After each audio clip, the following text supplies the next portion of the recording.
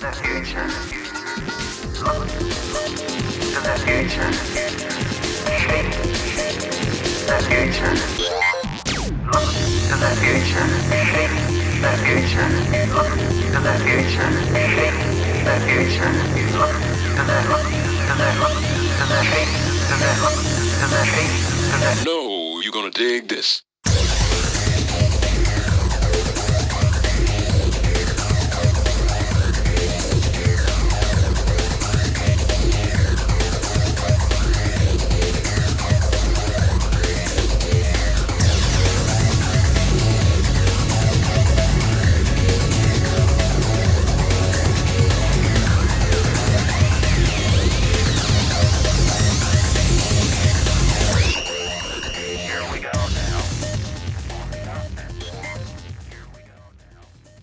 All right. What is up, everybody? We got another fantastic guest today. But first, let's introduce what's going on. This is a religion interview with me and Meta Balasquides, a great friend of mine. Met both of these great gentlemen at Rampant Camp, and I'm super excited to have them on. So, Cameron, thanks for being here. How you doing, Cam? Hey, doing great. Having a good day today. How are you guys? Doing good. How about you, Meta? Can't complain. Sunny outside. It's hot out here. It's nice. Good. I'm glad. You get any skate time in recently, guys?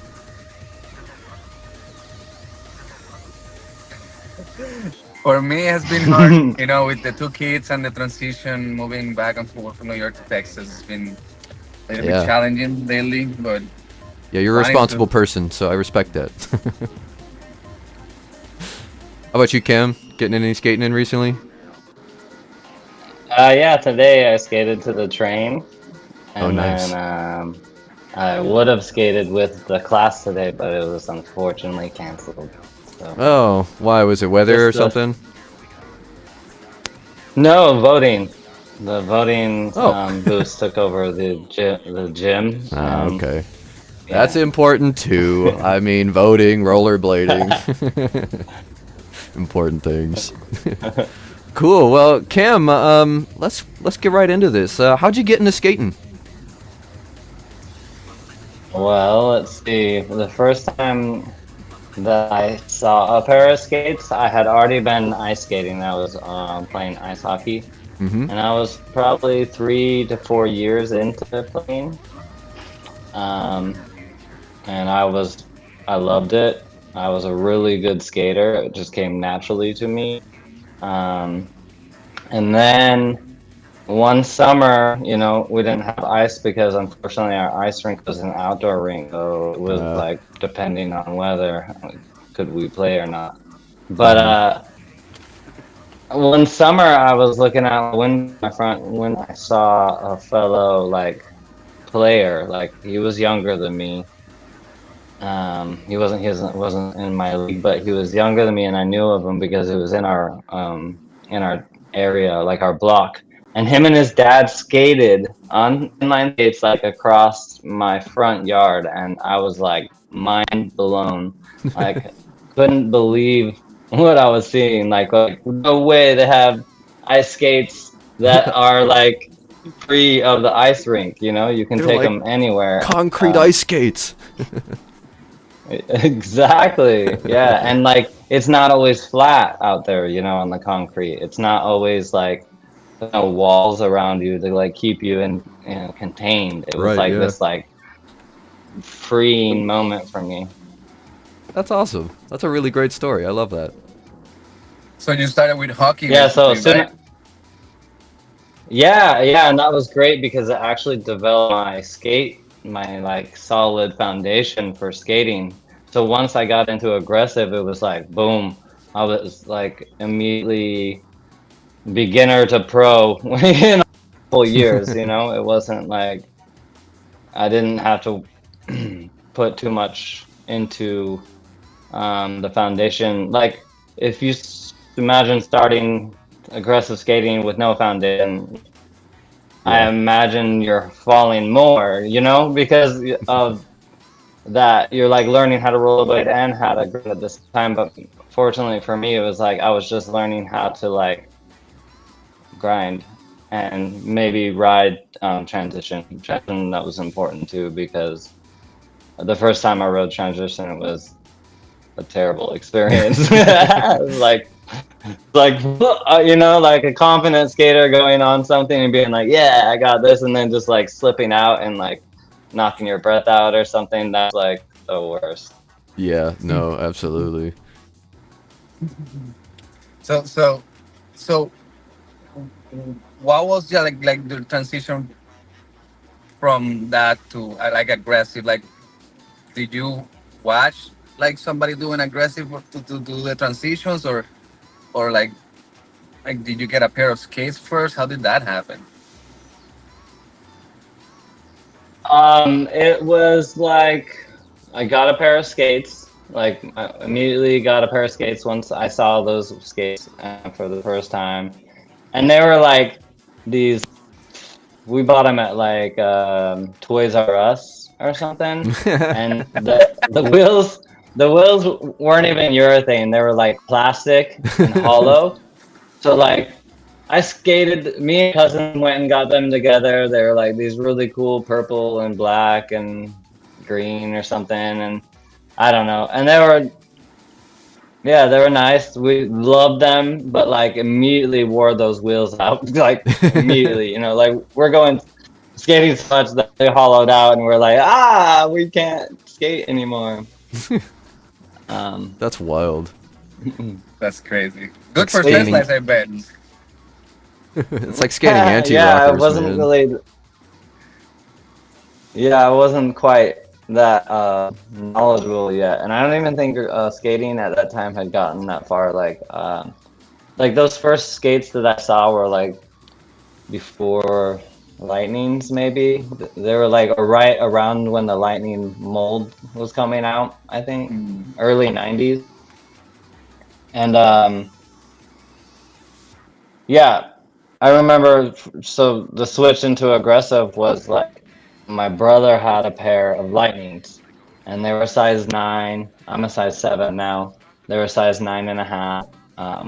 I started riding those, and like people in the neighborhood were like, "Oh my gosh, like you got the pro skates now," you know, like and in my mind, it was like the difference was the wheels for sure. Like the urethane was like Yeah. the thing because it was like, oh man, these feel like pro skates because those wheels just like you They can work. roll on them. You know, it's yeah, it's getting closer to the ice feeling. You know, it's like Okay. that smooth feeling, but on the streets, you know, you're obviously gonna get those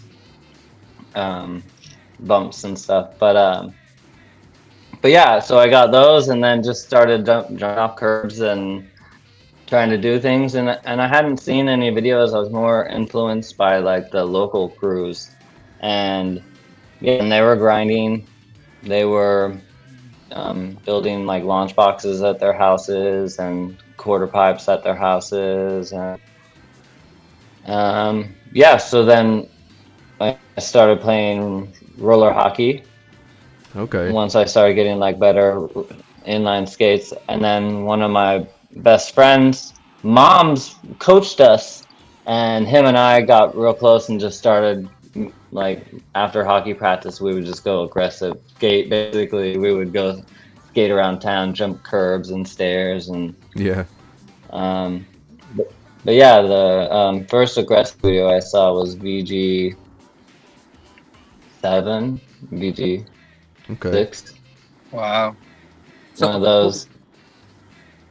who at that time was like the person that you were like, oh, I want to skate like that guy, or I want to like who motivated you to do tricks when you were like learning? Who were you looking at?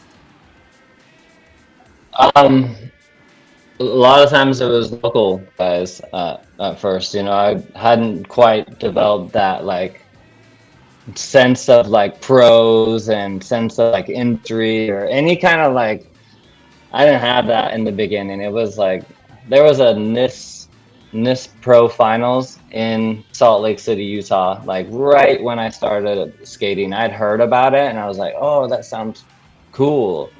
But like, I didn't go to it because I didn't understand that like there was gonna be Louis Zamora there and Randy Spicer and then like Louis won that year, I think, and he ended up being like one of my biggest in my skating as far as like watching someone skate, being like, yeah, that's who I want to skate with or skate like, like he always had that low style and Yeah. almost like he wasn't trying. It was like he just naturally stylish. It wasn't anything crazy. Like Dominic Sagona was like, he's performing. He's like, wow, he's an artist. And like Louis, I felt was like naturally just like, wow, this guy is like, Yeah. Yeah, I totally get it. I totally get it. He definitely influenced me a lot too when I was going on. So it's a good one, man. Yeah, for It's a sure. mm-hmm. Yeah. Sweet. Shout out dude. to Louis. He's back skating. It's good to see him skating Yeah, again. yeah. Always love to Yeah. see that. Yeah. It's so nice to see Such him. a His plus. backside royals are like they never went away. Yeah, that was like the best trick to see him do, like Yeah. Yeah. Goodness. And the forever like that. alley Oh, souls. Louis Zamora's. Oh yeah. Yeah. Even when his buckles would come undone, when he's skating, Yeah. he just like in the middle. You're like, man, he made that look so good. He just buckled his skate in the middle of like a line. Yeah. That's wild. I I haven't seen remember that. that vividly, dude. That's hilarious. Yeah. Yeah, so stylish too. I Yeah, think his it's- alley souls reminds me of your alley souls a lot on rails. Mm, Oh wow. Yeah. I can see that. I definitely heaviest influences were definitely Louis, Dominic Sagona, Dustin Lammer, and then it just became like peers, like people around me, like Don Bambrick was a heavy influence in the beginning of like my career. Happy Farmer, all the Sweet, man. greats. Yeah, well, you skate like one of the greats, that's for sure. You're freaking amazing, man. I love watching your skating. The edit you sent me, I won't go into too much detail because I don't know how much we want to, because it's a work in progress. But he sent me some clips, and goodness gracious, dude, you've skated so well and so cool for so long. It's a truly an honor just to be talking to you. Like, look at some of these clips, Yeah, man. Oh my goodness. It's crazy to think that there's like a story for every single one of those clips, like Yeah, there's well, so much built into my life from skating. yeah, well, I love that. Are there any stories in particular, like watching some of this stuff, anything come back to you? Yeah, that rail right there, it gave me the scar on my neck. Oh. When I first Goodness gracious. drop rail? first tried it, there was like, yeah, the drop rail, there was like a tree at the end of it. It was like you could see it went down, and you had to land lava. You couldn't land on the correct side. Yeah. Oh You my had to god. go on it and commit all the way over. Otherwise, you hit sidewalk and then grass, Mm. and then a tree. And so one of the times I just came off early, or like on the right side, and then the grass. And when I hit the grass, it just flung me forward into this tree, and it was like, I couldn't do anything. Grab the Oh, branches. man. It was a baby tree, but then like one of the branches broke, and it just like stuck right into my neck. Ugh. Yeah, you can see the tree right there. You can see I put stuff inside there. There's like cardboard box inside, because that's where that's the branch. Wow. Yeah, that's the branch that took my neck out, Oh my god. and it was like it was pretty bad for a while. They're like the scar got so bad it was like a half an inch thick, and there has like Jeez. it Look was at you weird go. and it was painful, and so I had to go get a shot and into it, and it Wild, dude. melted it Absolutely down. wild.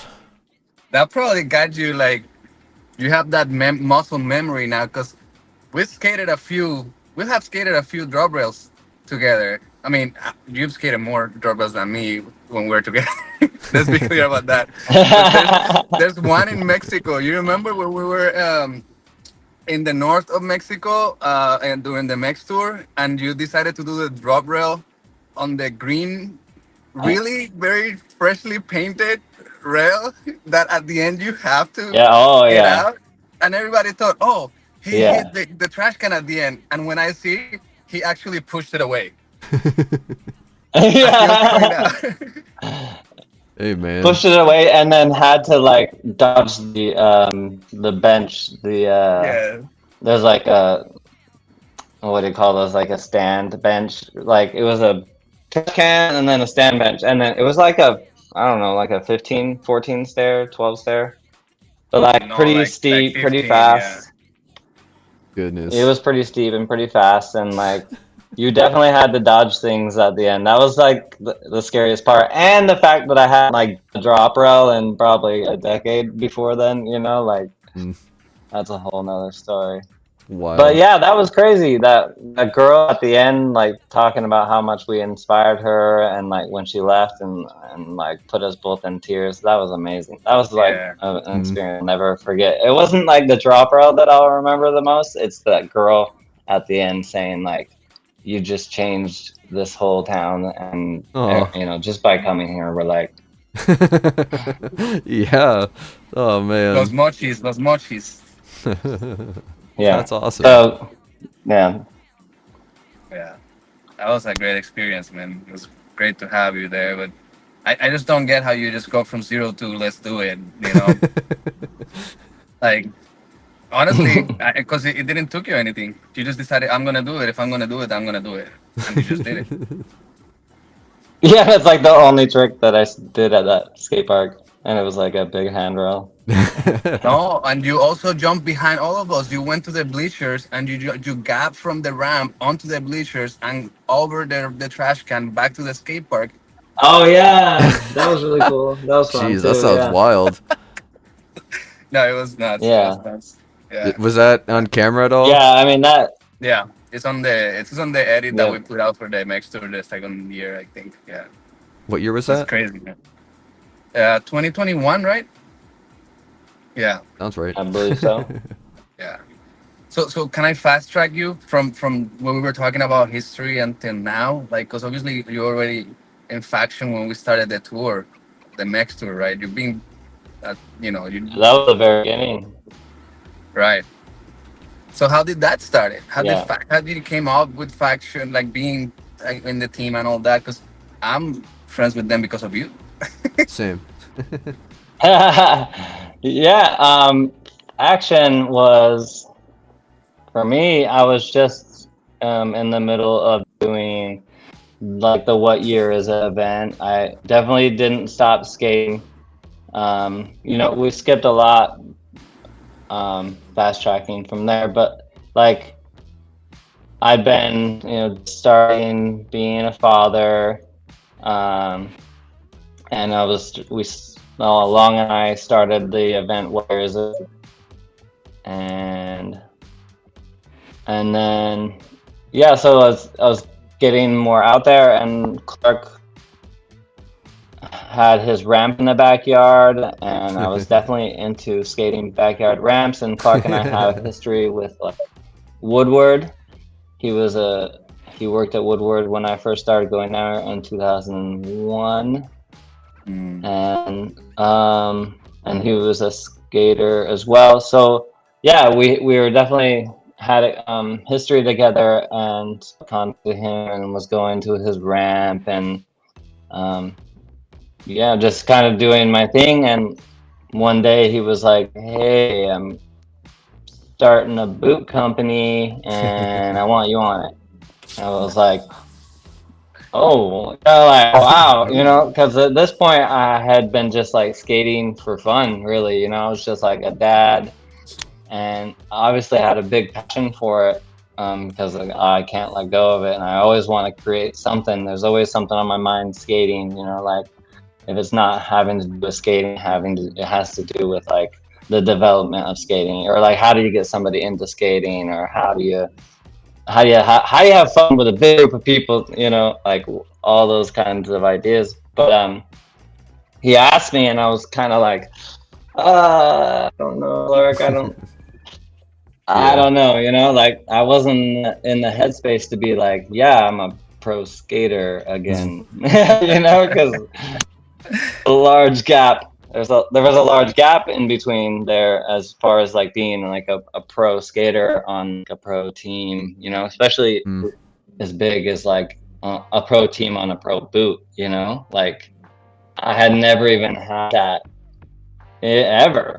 I was Yeah. never on a pro team, and I never got a pro boot. So yeah, it was like out of nowhere. I felt very blessed, but then also kind of like hesitant to be like, yeah, Clark. So actually said no. I didn't. I didn't immediately say yes. I didn't Wow. immediately say yes, and I was like, nah. I was like, nah. You know, I don't know. Like, I'm ready for that kind of thing. It was like, and then when he got samples, he's like, Cam, I got your samples. You know, like he didn't stop. That's When I hilarious. said no, he acted like I said yes, because I think he knew deep down inside. He's like, He's why gonna do I it. was saying no. Right, right. He Yeah, knows so you. he kind of just he knew me enough to be like, yeah, your hesitation is because you know you're nervous that you're not enough, and he's like, well, you obviously are. Mm-hmm. I'm asking you to be on the team, you know. So yeah, so that's kind of how it went, and then when I got the samples, it was like that's when we went on the Mexico tour. So connecting all that together, boom. Shout out to Clark. Yeah. Shout out to But Clark. but It's yeah, crazy, right? shout out That to he. Clark because Go ahead. 3 years later, yeah, 3 years later, and it's built already to what it is now, and you're just like, Mm-hmm. dang, what a lot of work. And then also the ramp isn't even the same, you know, Yep. and Vanek isn't the same again, or Vanessa. Yeah, Vanessa. Vanessa isn't the same, you know, and like his house isn't the same. He's always working. Clark is just always so busy doing something, you know. Mm-hmm. He's still putting in time for his family. Like right now, he's driving back from Florida on a family trip, but then he'll probably go right into skate. You know, like he's running back and forth. Yeah, Yeah. and I'm like couldn't have been more blessed at that time for him to ask me that question, and then him to not, trust my no, you know, Yeah. That's awesome, I'm because man. glad that everything he. that had come. I'm glad he pushed you, man. Yep. Yeah, he's definitely pushed me and like been my number one critiquer. Yeah. I'll be, at the ramp, and he's like, "Hey, what do you not do? Yeah. Do that." Uh-huh. Hey, Yeah, well. like the way that he's like, if you want to be on the team, Cam, you gotta be able to negative acid the coping. And I'm like, I don't do negatives. Like that's not my choice. Especially on something round. Like if I were to negative acid something, it would be like a ledge, really square ledge. Yeah. I get But yeah, that. he was there. They're teaching me how to negative acid, and then I laced it. Yeah, he has Felt like a really good. dojo going on. He's like a sensei. He's like, hey, you can do it. Do it better. Yeah. Yeah.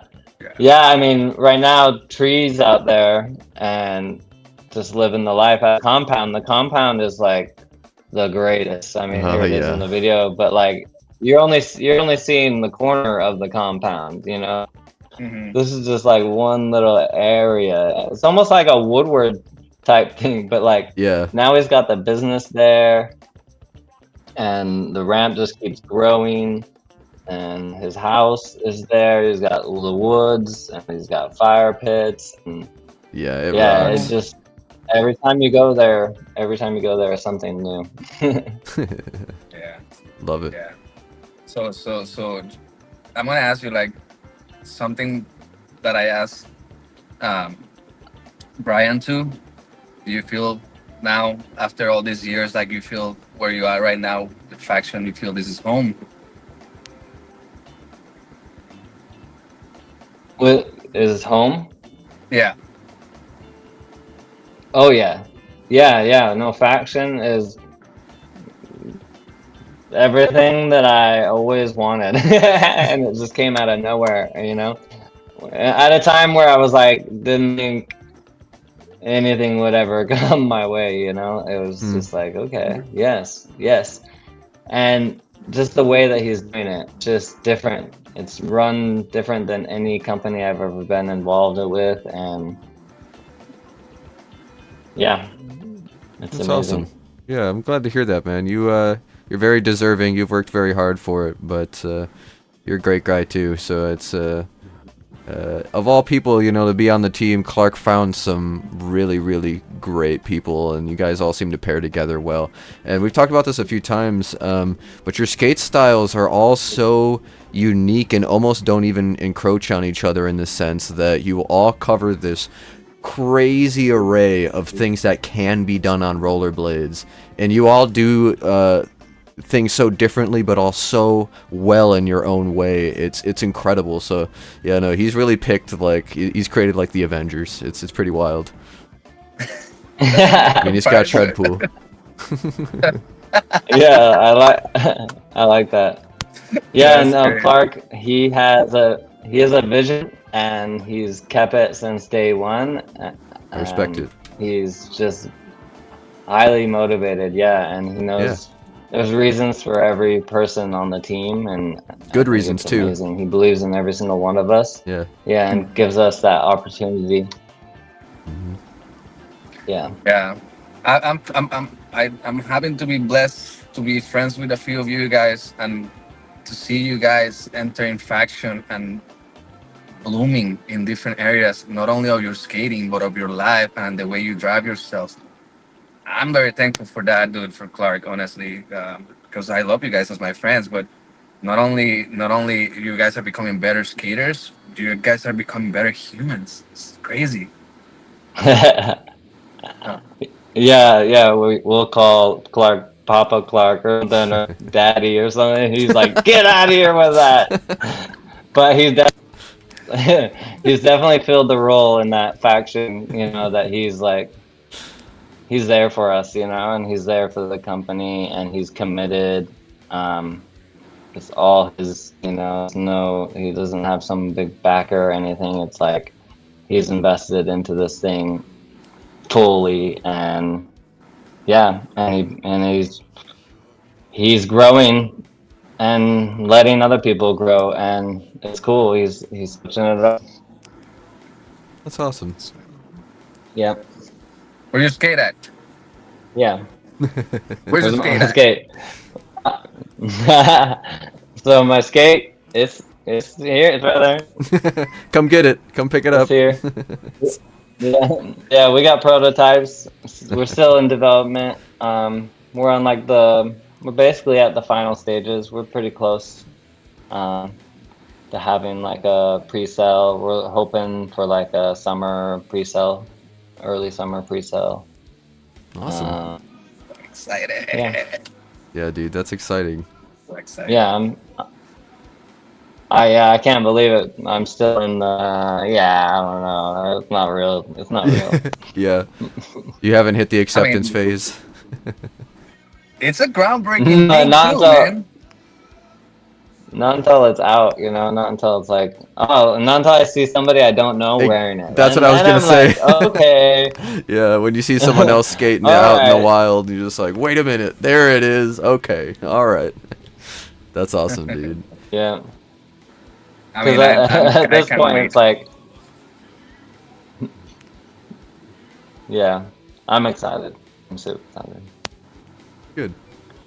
I'm excited for the boot, and then also just excited for Faction as a company. Every time they release something new, I'm like, yes. Yeah, same. Yeah, I love. I mean, I got a little bit of obsessed with the skate at Winter Clash because I kept looking at it. I was like, oh my god, I want it so bad. Like, I because thanks to you now, I feel like I need to do more big wheel than aggressive. But I want a skate that I can do both with, and your Hmm. skate is gonna do that, dude. Then you have my colors in there, so I'm like, what are you doing? You know? Hey, that's amazing. Yeah, that's exciting. Yeah. Would you mind walking me through what the systems are again on your skate? It can do UFS, but what does the other mount for it? It's raised heel, right? Yep, it's a race hill, so you'll be able to put on like the any of those urban type frames, even some, maybe not quite speed because those ones are just so big, but they will be like, I think what's the 172, is that the normal, or 160 something? Anyways, it's gonna have a bigger range of for that, so it will extend, and then yeah. So Awesome, man. it comes with a like a race hill to make it UFS, right? And then So so if you want the aggressive setup, then yeah, it has the little colored heel rays with that too, um, little accent pop. Yeah, But it's cool. but yeah, without that and bare, have it bare, it's like has all the cars now. It looks so pretty, and you can put those like urban type. We're gonna have the endless frame on there. Oh, cool. Um, and just like a good skate to go around a city or cruise around your town, and just like get to one place to another, and maybe do a few round tricks and jump from here to Yeah. there, and yeah, it just kind of does like a full circle for me. Like, where did I begin? Well, I began just like cruising around the streets and like getting from my house to my friend's house, and do tricks on the way off that curb and off that curb. Yeah, And yeah. so yeah, it's like full circle for me when Clark offered me the idea to like do something wildly different. I was like, oh wow, yeah, this will be exciting.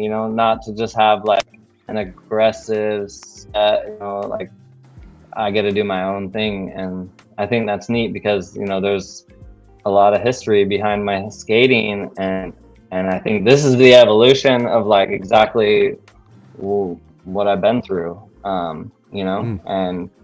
and where I'm at, right now. I'm still aggressive skating. I'm 41. I'm still able to like do aggressive skating, not to a level that I was before, like on the streets, but like Debatable, man. I'm I actually, believe in debatable. you. but I'm actually like learning tricks still, and I'm still learning things about rollerblading, and I'm still learning how to teach all these things that I've learned throughout the years. Like, I'm super excited about skating still, and yeah, I mean, your I'm consistency is still hoping. like something so remarkable, Cam. You know, their consistency is something that I feel like, oh, I feel like it's something that when I think about you, that's where I go to. Uh, I go to like that's consistency. I go to that because I have that thing, and you were the one that actually told me that I had it, and I didn't know. Oh, you like the lines of doing the same tricks in different ways, back to back. I was like, yeah, I like that. And then I noticed that you do that effortless both ways. And then Hmm. I got this mentality that I'm pushing through all my friends. There's no switch because I see you skating and there's no switch, Yeah, yeah. Watching Cam skate, there's no switch. It's wild. right? It's crazy. It's really fun though. It's Yeah. always fun Well, to skate thank you. with you. Thank you. Thank you. Yeah, yeah. I mean, that's where I'm at, and that's where like the evolution of where I went to was like I had a head injury that, I thought I had to quit. and it was like the end of skating for me. And then like, and then it wasn't, you know. And then like proved to a lot of people that it wasn't the end of skating, and I proved to myself and people that I was done skating, even myself saying I was done skating, you know. I proved to myself that it was like you don't have to quit something that you love. You can just change the way that you do it so that you can still do it. You know, Yeah. and that's kind of how you have to go age, you know, and age, it just has to adapt the way that you think about it, because that's the thing that can change the easiest. You can't true fish forever. You know, like that's not just that trick forever. That's like when you're like, I'm younger, let's do that. You know, but like when you get older, it's like, well, why, I don't need to do that anymore. It's like I could do a soul grind, and that's gonna give me the same exact feeling as the true fish. Yeah, Do you you don't still gotta do risk your through life fish? for everything. But yeah, you still do with that mindset. Yeah, you're still able, and you're still able to do the true fish in that mindset because you're consistently not falling. So you're not putting yourself in an Mm. injury state phase, and you're not like taking time out. Like the old phase for me was like, you know, do the hardest trick, but now it's like, man, just stay consistent, have no fall sessions, like, you know, don't fall. Yeah, yeah. Like, and if you do fall, know how to fall, like have a fall that isn't gonna like take you out, Hmm. and yeah, and not allow you to have consistency, because you need to be consistently skating and like on top of it. But then when you're doing that consistent skating, you're not falling a lot. So your like foundation is so good because you're just like doing the same thing over and over and over, which is humping and carving, the things that you don't really even think that you need to learn, but are the most important things Hmm. about skating, like and skate parks. But like, yeah, then all of a sudden you can do these tricks that you wanted to do, you know, in the first place. And you're like, what? You know, like you're in a session, you see somebody do a trick and you're like inspired. And then you go off that inspiration and you do it. And it's like, wow, like how did I get that so easily? Well, it's because of your foundation, because of all the hard work of Hmm. staying consistent, you Yeah. know. And so yeah, that's mindset that I've been in for the last decade plus, and it's been helping So me to be sustainable in skating, you know, like to Mm. be able to like still do what I want to do. Hmm. I'm a big fan of that. I'm a big fan of finding what we can do as skaters to skate for longer. And I think that like what I hear from you right now, very similar to what I hear from Brian when we discuss his TBI, is like adjustment, making your adjustment, being more calculated, um, and this portion of like building up the skating, which I mentioned you in the other podcast, like in the other video, building the skating rather than just the grinds. Like you mentioned, like the transitions, the pump. Because I've noticed, like for example, when you go to ramp and camp, I notice you just you drop in and you don't do any grinds for like 10, 15 minutes. And sometimes you spend the whole day without doing any grinds. And I'm like, how do you do it? Like I'll be so anxious to do a grind. Yeah, he's got incredible Yeah, I flow in mean, the bowl, that's just dude. like, It's fun to watch. yeah, as crazy as that sounds, I feel so anxious in that bowl still. Like there's so much that I'm like, wish I could be there all the time. I'm not there enough. The longest I've been there is maybe a few weeks. Mm. But like, I need to live there, man. Like, that bowl is so amazing. Like, it Oh, has yeah. so much to it. And if you watch like someone like Tyler, um, that dude knows the bowl. Like, it's amazing to see Eric someone too. Tyler or Tim. Eric, yeah, any of the guys that have like lived out there longer than a year or so, like man, Yeah. those guys, it's amazing to watch their skills in that pool.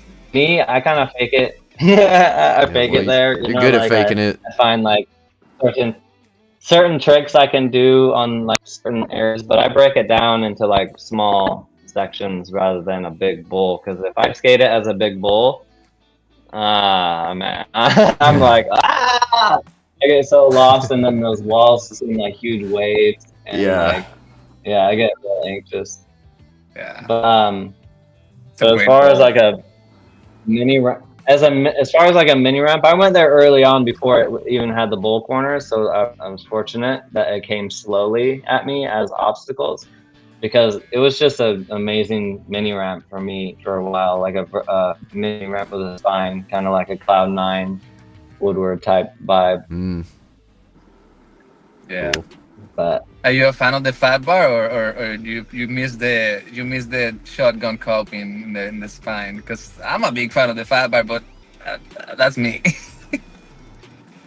yeah, I was a part of tearing that fat bar out of the car wash that we ripped it out of.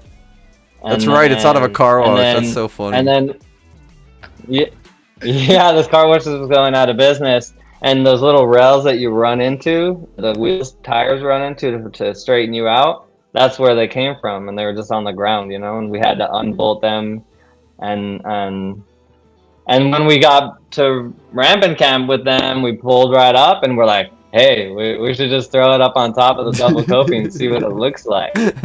Yeah. Like let's just check it out. And then he Yeah. got it up there and he's like, hey, okay, I'm just gonna tack it on, I'm just gonna weld a few areas Yeah. and then we can try it because it looks so fun. Yeah.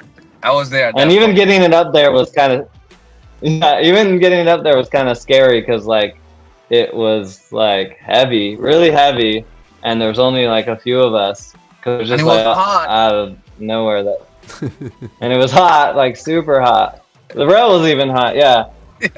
But yeah, it was fun. So as far as the question goes, I like it, but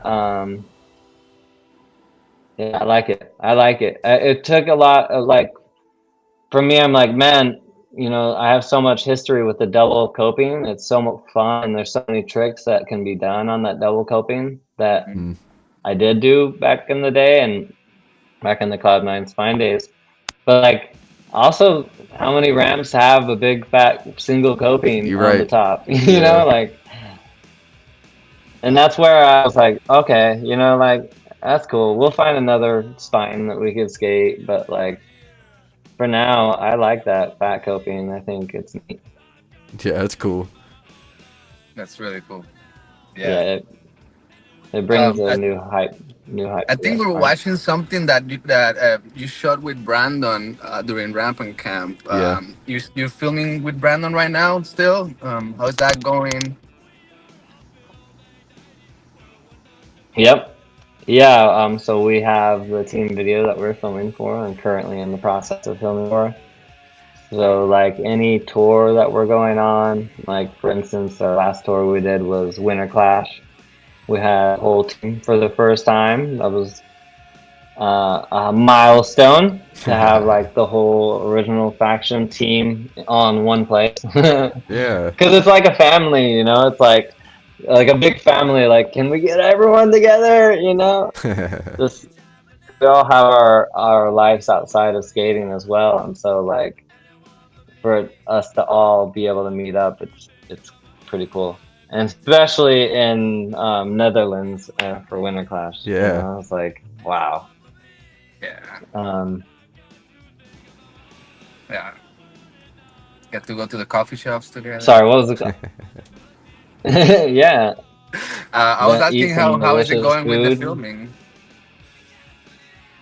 Oh yeah, so as far as filming, it's good. Like Brandon's one of the best. I was the guy that was like, Clark, we should look into Brandon. He hasn't done like a skate flick for a while, and that's his job. His job Yeah. is to film. He does like TV shows and like he's a real professional at this. And he's like, big fan of skating and like a good friend of mine. Like we should hit him up. And Clark was down, and he like said, well, let's just do like a project with them. And so he invited them to the ramping camp, and then he came out with like all the ramping camp edits, like out of nowhere, you know, like what? You were only there a weekend. You were only there a weekend, and there were like 4 edits that came out from Berlin that Yeah. weekend, you know, They like were or all maybe fire 3, too. but just like yeah, and his like quality of pitch is just like It's great. yeah, you're really like you're really doing it, and he works really hard, and he's a skater, so he understands a Yeah. lot of it. Good And, skater too. Yeah. and he's willing to work with like Clark's vision. Clark has a vision that he wants, you know, and like it isn't like any other one that's been, you know, it's different, and so like Brandon really has to like capture a new kind of vibe that Clark is going for, and I think he's doing a fantastic job. I think he has the hardest job out of all of us, you know, like you'd think the skaters had the hardest job, but man, for this project, I think Brandon has the hardest job for sure. Because he's out there trying to, you know, capture all these people, and they're all different. Right. And like you said earlier, like we're not the same. He has to adapt to every single person's skating, filming styles, and we're all complicated people, you know, like Yeah. And personalities, right? You know. Yeah, our personalities are really all like kind of set into like this position where we're like we know who we all are, and we've been here, and yeah, so Brandon's doing an amazing job, and yeah, we have a lot to do still, but so far it's been fun Good. and a good experience, you know. Very rewarding. He feels like he's part of the team now, almost, right? Like the way you guys carry yourselves around with him and the way you guys communicate. Just seeing you in Winter Clash and seeing the interaction with you guys were tiny bits of filming here and there. I was like, wow, it's like it's one of them. Boom, boom, boom, boom. It's really good. Yeah. I think when Clark has somebody involved, it's like your family, you know, like you're part of the team, you're part of the whole big picture, and so he treats everyone, you know, with the same mutual respect. You know, people that he invites into his world, it's all intentional, and so yeah, Brandon is another team member, and we're on tour. It's like he's got a spot in the van, and he's just as valuable as anybody else, if not more valuable, you know, because of the gear that he carries. He's got a nice camera. Is that your favorite part of being in the faction team? Like the family feeling? Yeah, and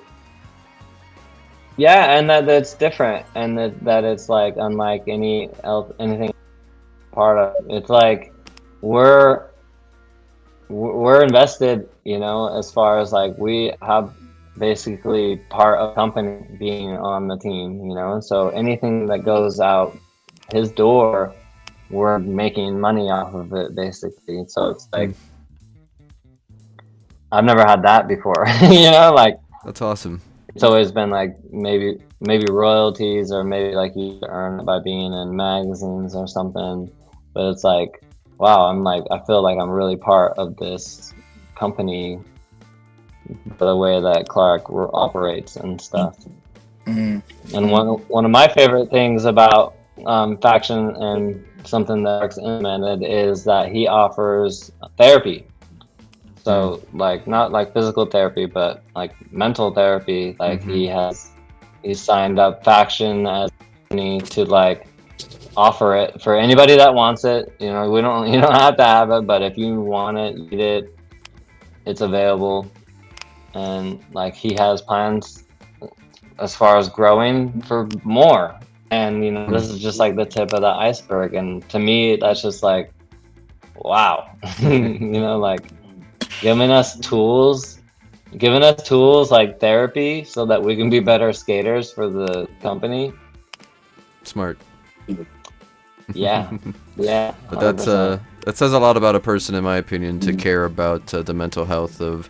I mean, don't get me wrong. It's a completely different dynamic than a normal business, but for people who work for him, he cares very much for the people he works with. Is I guess a better way of putting that. But he started a company and he brought on people and he values each one of those people, and you don't see that a lot. So I have nothing but respect for that, and it's been really fun to hear that. I heard that from Eric Michael too when I was on my way out to the compound with him. But that really blew me away. That's it truly is very beautiful. Mental health is everything. So the fact that he understands that it takes more than just getting out on the blade sometimes. I think that's really cool. Yeah. Yeah. It makes you think Yeah, about company in a different he's- way, not so much as a company, but the company that you have. Mhm. Who is your company, Yeah. who's accompanying you and Yeah, doing yeah. these things There you go. together, It's really strong. Who's Makes gonna me be feel in the really- band with you? Yeah. Who's gonna be in the Yeah. band with you? I love Yes, that. exactly. Yeah. Exactly. Yeah. Who's gonna be your company? Exactly. No, it really is, and it feels so good.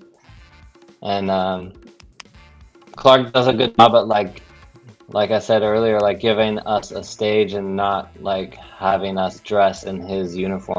It's not like Yeah. we don't have to be what the company wants us to be. We just have to be our best selves. Like Yeah. he's like, be this, here's the tools, what do you need? He's like always like questioning like, what can I do to help, even outside of skating, like family stuff or life stuff or anything that's going on. And he's like there, like I said, like a dad. Hmm. He's taking on that dad role. and he's good at it. He's got a family and he knows what he's doing. I want to be like him when I grow up. 100%. That's great. Role model Clark. Yeah. Yeah, I won't have those negatives though. I'm more positive than that, but yeah. It's your favorite joke, isn't it? He does have a lot of negatives. Dude, oh my god, so easy. Yeah, it's Yeah. crazy how well he locks Yeah. those. Man, yeah. Shout out Yeah. to Clark. Shout out to the compound faction. Great people. Like, I mean, Cameron, I struggle with mental health, and I'm more than anything, I struggle with bringing it to the community. Like you've seen me in a few spots trying to have conversations and I'm being shut down, and that's part of the get rolling motto is like, how do we bring in awareness of this, which is why you and I created Operation Ohio, right? But I think mental health for men specifically is even more stigmatized in our community, or people just don't talk about it. Like, it's like, don't talk about it. And I understand you don't want to think about skating and having fun and having to think about something that actually is the opposite. You're actually skating because you want to feel better. Mhm. But I'm just want to thank you for bringing it up and for being so not holding back from talking about it when it comes up. I really Mhm. appreciate that the most of when I have conversations with you in public. So thank you. Yeah. Yeah, for sure. I mean, at this point, I feel like I'm going through and gone through so much that it's like I have to talk about it. It's like it's part of me now, and it's like and without talking about it, I don't think I could get through it. If I didn't talk about it, I'd be like this big dam full of like all this stuff that I'm holding on to and that like it isn't necessary, and I'm to the point in my life where it's like, man, I really need to like, my voice chakra needs to release. I'm letting go of those blocks and walls that I've had about like, I was very quiet, like I let my skating do the talking most of my career, and I was like, there's a lot more that I probably could have said, because I was definitely going through stuff even at my peak of my career, like there was definitely things I was going through and that were definitely foundations of why I skated the way I skated, and why I could be so brave, or like why I could push fear away and do tricks that, others may not want to do, Mm-hmm.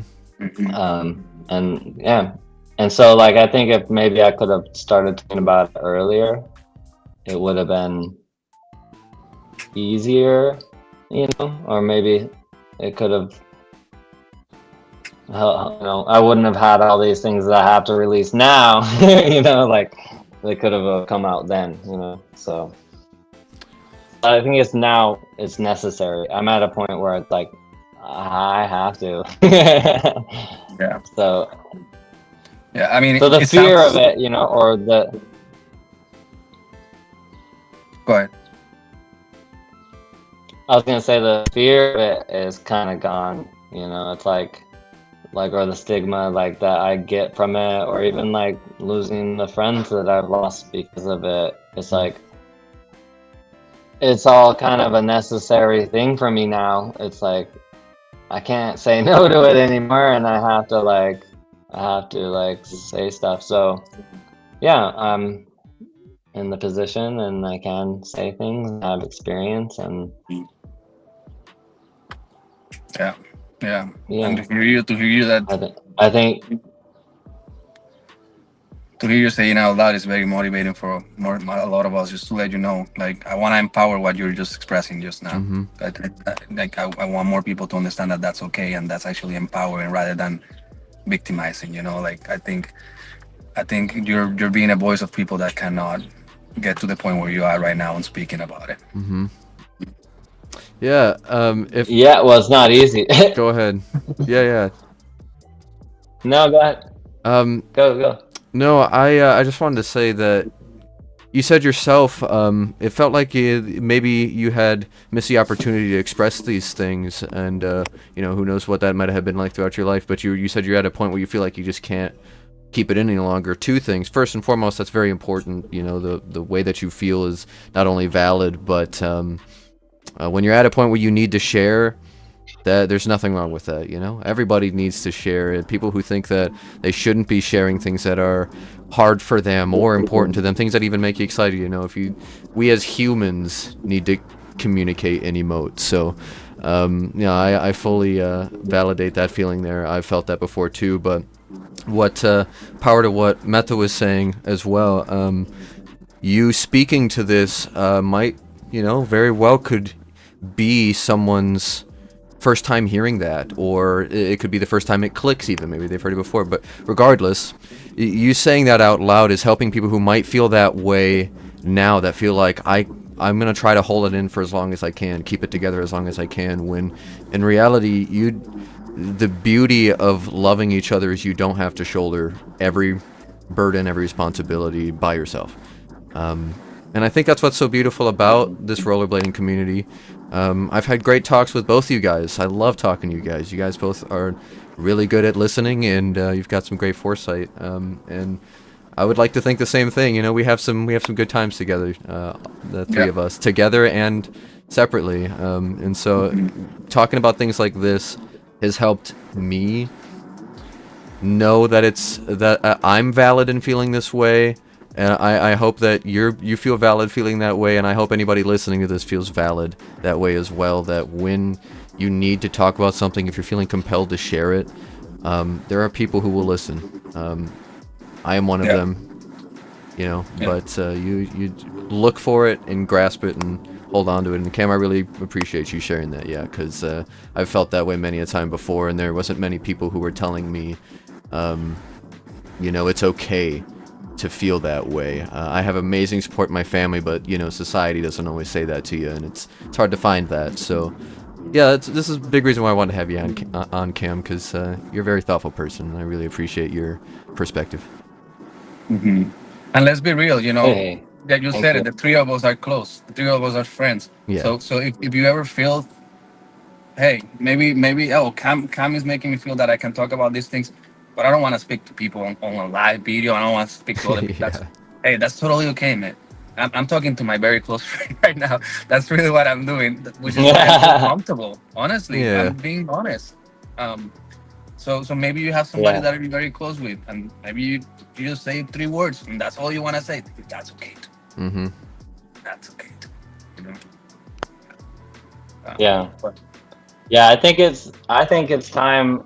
Um, Personally, I think it's time for males to step up in the emotional game. You know, like I think there's a lot that we can discover. It's like almost like being a pioneer going into my emotions and like my inner soul. Basically, it's Mm-hmm. like wow, like I feel like there wasn't very many men ahead of me that have done this. You know, and it's like oh wow, I'm like crying publicly on my Instagram, and maybe I've become known for that, but it's like I'm exploring this for a reason that is necessary and at my point in my life, and it's like I'm not afraid of that anymore. And I'm like, if I don't fully release now, I'm gonna be the one hurting myself. And I think that's where I'm at. I'm to the point where I find out like I'm one who's been hurting myself most of my life, Mm. and most of my suffering is coming from things that have developed in my mind from like just like little things that have happened in my life, you know, like just little protection things, and they've been great service. You know, it's been great to protect me. I've lived a life well protected, but uh, yeah, as far as emotional stances, as far as skating goes, yeah, I wasn't well protected. so let's let's um, let's dive into but that. yeah, Let's dive into that when it comes to skating and your emotional being. How do you marry the two to do the best out of it? Because like, to be honest, uh, I teach a form of yoga. I do a lot of breath work, and I applied that to my skating. But it wasn't until Noah 2 years ago told me, somebody told me back in the day when I was doing kink, if I smile before every trick, I laced. What? Are you kidding me? It really does help. Yeah. There's a lot of science behind stuff oh like that. yeah, yeah, Yeah. So oh how do yeah. you do it? How do you do it, Cam? When you're gonna scan, you want to feel better. How do you deal with it? Well, early on, I mean, I think it'd be nice to talk about the evolution of it, but like early on, I think, and as far as like my the peak skating or the most dangerous stunts that I ever did, I was using it as like a almost like a self harm or self, Mm. because like you could also succeed too, you know. It's like I could go out and do one of these big stunts, but like some of those stunts I was doing because I was sad, you know, Mm. like. And so that fear was like, okay, I could push that fear behind because one, I don't feel like living anyways, kind of thing. And it's like Mm. it wasn't like it wasn't strong, but it was definitely intertwined with my decision making and stuff. And nowadays it's like I flipped it into like Mm. I use skiing as like a meditation. Yeah. I can get skates on and I don't have to do a single trick, and I can go out and do like 20 miles and it just feels so good. and Mm. and then during the day I have more energy, and it's like I woke up at like 5 in the morning and I did 20 miles. Why do I have energy? You know, like I should be tired today, but like no, skating is there for me now, and it's like it's a tool not to like abuse. You know, I guess in the early when I was young, I was abusing it and like gaining status from it. Maybe you know, Mm. maybe I was being rewarded in the ways of like, oh wow, I'm like your skating is undeniably crazy. Yeah. um, but yeah, It's crazy. Yeah. I mean, but yeah, as far as nowadays. I just want to mention that you As far gave as birth to the nowadays, it's morning like skates. You gave birth to the morning skates at yeah, I Rampingham. mean,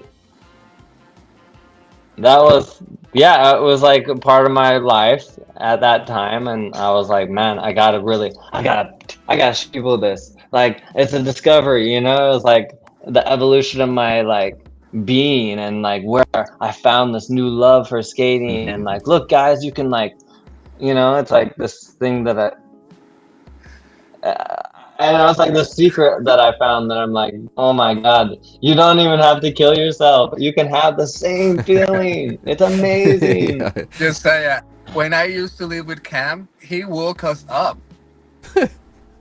when it was dark outside to get us ready to skate in the morning. Yeah. Amazing. I loved. I mean, I hated it, but I loved it. But I Every love it time after- now. Every time, because like I think we even did a little video that we put together, and I remember that at the beginning you could see in the video all of us like, and at the end of the video everybody's like, Woohoo! Runner's high, but at the Yeah. beginning everybody's like, "Don't talk to me. I haven't had coffee." Yeah, we smiled a bunch. We probably had conversations. I think you and I, we talk about that when we're like skating long distances and we start skating next to each other, and we're like, you can get us when you get into like a rhythm, and you're like, okay, here we go, da da da. And we start getting into conversation, and then we're like, oh my gosh, 10 miles is gone. Where did everyone? We sit there for 20 minutes to an hour waiting for people. Like, wow, we were in rhythm. That's what it's about. Like disc skating, it's like this rhythm that you get into and the flow, and that flow is like contagious. You want to take it everywhere. You want to take the flow into like aggressive, and you start understanding flow, and you're like, oh, flow is like universal. Flow is like something that you can just be like, I can take it from here and I can take it to there. Yep. And for me, I learned that when I started getting into like distance skating, or like speed skating, and all that. That's awesome. Yeah. yeah, the flow, the flow, the flow. Did you So feel much. any influence or any changes on your skating when kids came into your life? Like my kids? Yeah. Yeah. As far as like that, it turned into this like I gotta teach these things that I know. It was like I had built up this whole repertoire of tricks, and I can do all these things, and then all of a sudden I'm like trying to think about like basic skating, and I'm like, how do I teach someone that? Because like in my mind it's so basic that it's like, no, you just put your skates on and go. You'll get it. Just lean forward a little bit. So it was like, wow. Like I got to a level where like my base is like someone's level that they may never even reach. And so how do I teach that? How do I even how could I get someone to a higher level than where they're at? So yeah, that's what, when I had kids, it was that, and that's right when I started doing skate IA, and me and Long went and got our skate IA certification, and we did the class, and yeah, it was amazing. And it wasn't like, in my mind, I wasn't like, okay, yeah, I'm doing the skate certification so that I could become a skate coach. It was like, I want to do the skate certification so I could learn how to teach people how to skate. Yeah. Like I already have the tricks. I already have, I can do it all, but how do I teach that? Yeah. How you break So it down? That was an amazing. Yeah. Like I didn't even know about edges. I never even talked about edges in skating. It was always like we talk about star grinds and Mizus and like fish brains. So like edge work was like, wow, like there's inside edge and an outside edge. Okay, yeah, okay. Now that I see that, and guys that I have, this is starting to make sense, and like, so yeah, teaching beginners is fun. It's like nice. It's cool to see them like go from stage to stage to stage, and yeah. It's So cool. you are now teaching kids, not your kids, but other kids. I mean, let me give a shout out to Yeah, Tad. Tad is an amazing skater. You know, Tad is like so natural. He's put skates on, and Tad is your oldest boy, right? And he's yeah. such a natural that he looks like he's just walking, and then all of a sudden you realize that he actually has skates on. But now you're working with Ray, and you're working in Ghost Sports, right? And you're teaching kids on the Yeah, regular basis, right? yeah. It's like our weekly thing is to teach these kids who are like basically fourth, fifth, and yeah, fourth and fifth grade. And most of these kids are kids that are like not like the trouble kids, but the kids that like struggle in school, like someone like me, where it was like I had ADHD or something that just like I couldn't keep my attention on, or I had too much energy and I needed to get it out. And it's like we're doing this, and we're like the class that I teach, we do it before school. So it's like, man, these kids are having a skating activity. They're learning how to skate. They're laughing. They're smiling, and they're getting energy out. So like, yeah, it's amazing. It's so cool to be a part of this, and like Ray and him inviting me in to be a coach has been amazing. It's keeping me afloat, and yeah, it's amazing. It's like exactly what I need is like teaching young kids how to skate. Yeah. You're And as natural, far as man. Tad goes, he Tad's 11, and when he came out of the womb, it was like I was already teaching him how to skate. Like I was doing the same stuff that you do with Zen, and probably your new child. What's his name? Sage. Sage. So I haven't met Sage yet, but I'm super excited to one day meet Sage. But like you have your kid, and they get to a stage where they like straighten their legs out and they're like stiff, and they're not get them to that point. You can like balance them, and it's like, oh yeah, wow. Like I'm teaching my son how to balance right now. Like this is the first stage of rollerblading, and then when he was able to like start standing on his own, it's like, okay, you get him on skates, he can stand up on his own and walk him on carpet and walk him on grass or whatever he's comfortable on. And like I took him through all the stages, and then by the time he was on urethane, that's when I did the skate IA, and then I got home from New York, the New York trip, and then immediately was like, okay, Tad, here we go. Like let's run the whole program on you. So I ran the whole program on him, and now he's like this 11-year-old who's just like has this natural ability to move his body. He loves Yeah. parkour, loves climbing, he loves like all the things that I wanted.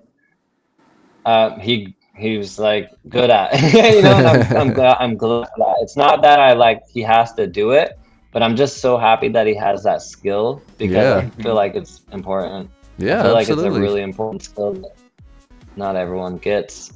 Yeah. So he can put on a pair of rollerblades. He doesn't do it all the time, but when he does, it looks like he's putting on a pair of shoes that have wheels on them, and it's like he's very natural, and he probably will invent tricks in his mind. It's kind of like a JoJo type skater, Oh like my JoJo God! Yeah. Velasquez. Shout out. So good, so Yeah. good. Yeah. But he's like That's growing up at Woodward. His mom worked, just be there all the time. He understands transition. He understands like it's like naturally, like he won't be able to teach it, but he just does it. So yeah. Yeah. yeah, Yeah. that's a lot Do of you fun. feel like skating with your kid, and like how that has like influenced your relationship with him, and maybe other relationships too? Yeah, again, everything for me, it goes through like evolutions, like where everything isn't very good at first, and then you learn something about maybe yourself, and then all of a sudden you're like, oh, okay. You know, like when I first started teaching Tad how to skate, I like had these like dad pressures that I was putting on him, Mm. and he was like pushing him away from it. Mm. And it was like I didn't even know that I was doing it, you know. I was like I just had these expectations that like that I put on him because of what I have accomplished, you know, and like what I've done. So like, Mm. and then he like had this like thing where he's like, I don't want to skate, and he was very young, and so like I wasn't gonna push it past that. Mm. Luckily, I had someone like Jimmy Sizz around who's like he was into Pokemon, and my son was into Pokemon, and Mm. Jimmy Sizz was like, you know, oh, I skate and I play Pokemon, and Tad's like, what? You know, like, well, that's so cool. So he had an outside influence that like kept him involved in it, you know, and like kept him coming. And then it also gave me a good lesson, you know, like as a father to be like, just support my son and no matter what he does. Because like for Yeah. a while, I just had to support him in like riding bikes Mm-hmm. and skateboarding and like basically everything that his dad didn't do, he was doing. Yeah. and like so and eventually they'll come back around, you know, like Yeah. especially if you're consistent and you do it and you love it, Mm. because Mm. your kids will see that and they'll pick it up. Mm. So you mentioned Jimmy, and that was before Faction. So I think I'm gonna Yeah. include myself there. Like I wanna like start talking about that because you have like a very your group of friends for some reason are some of my friends too, but like the way we build relationship is through skating, and I feel like that took us to rampant camp, and that's why we love rampant camp. Like, but I was at rampant camp way after you, right? When was your first time in rampant camp? Yeah, my first time at Ramping Camp, I have like a thing, I think it's at the other place though, but like my first time at Ramping Camp was like 2015 maybe. Mm. Um, maybe earlier. It was like very beginning, like I said, it was just like the spine ramp, very small ramp, and he was having like little contests there. I ended up winning one. And it was cool because it was like this new like camping backyard ramp, and there was the crowds there were the same people, and they're all really fun and nice, and the skating's really good. The skaters were good, and I didn't know any of these skaters until I started going to ramp camp. That's where I met Zach. Mm. And now he's on Gods. You know, there were like Austin Loomis that I met there. Yeah, anyone out there. Like the only person I really knew was Tim, and Tim I knew when he was living in Atlanta. So like, Mm. yeah, it was cool because the Chicago scene would come down there, and I had never been to Chicago to skate, and so like meeting all the people from like the Midwest, it was sick. Yeah, like all those people, Yeah. I so met. good. I think I That's met so many people because of rampant camp too. Mm-hmm. Like, how many times have you been to rampant camp? I've been countless, so many times I can't even count.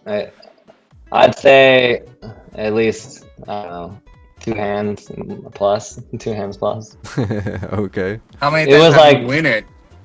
I've only won it once. I've only won it once, and it was like I had this like strategy, and it was like I'd skated flat rocker for not just flat rocker, but I was like 80 millimeter flat rocker for like over a year, and then I just started getting into like the ground control bigs, Yeah. you know, and I was like, okay, I'll start doing some grinds, but those were like very limited for my grinds. It was like, Mm. and then for some reason, the ramping camp that I went to and I won, I was like, I'm gonna skate and rocker, you know, because the ramp there has a flat bottom that's a little bit shorter, I think, Mm. than most ramps. you're to one side to the other quicker. Yeah. So in my mind, I was like, oh, anti-rocker is fine because you don't really even need much speed. It would be good, you know, and also safe for grinds. So then all of a sudden, I was like, had these cheat dates. It was like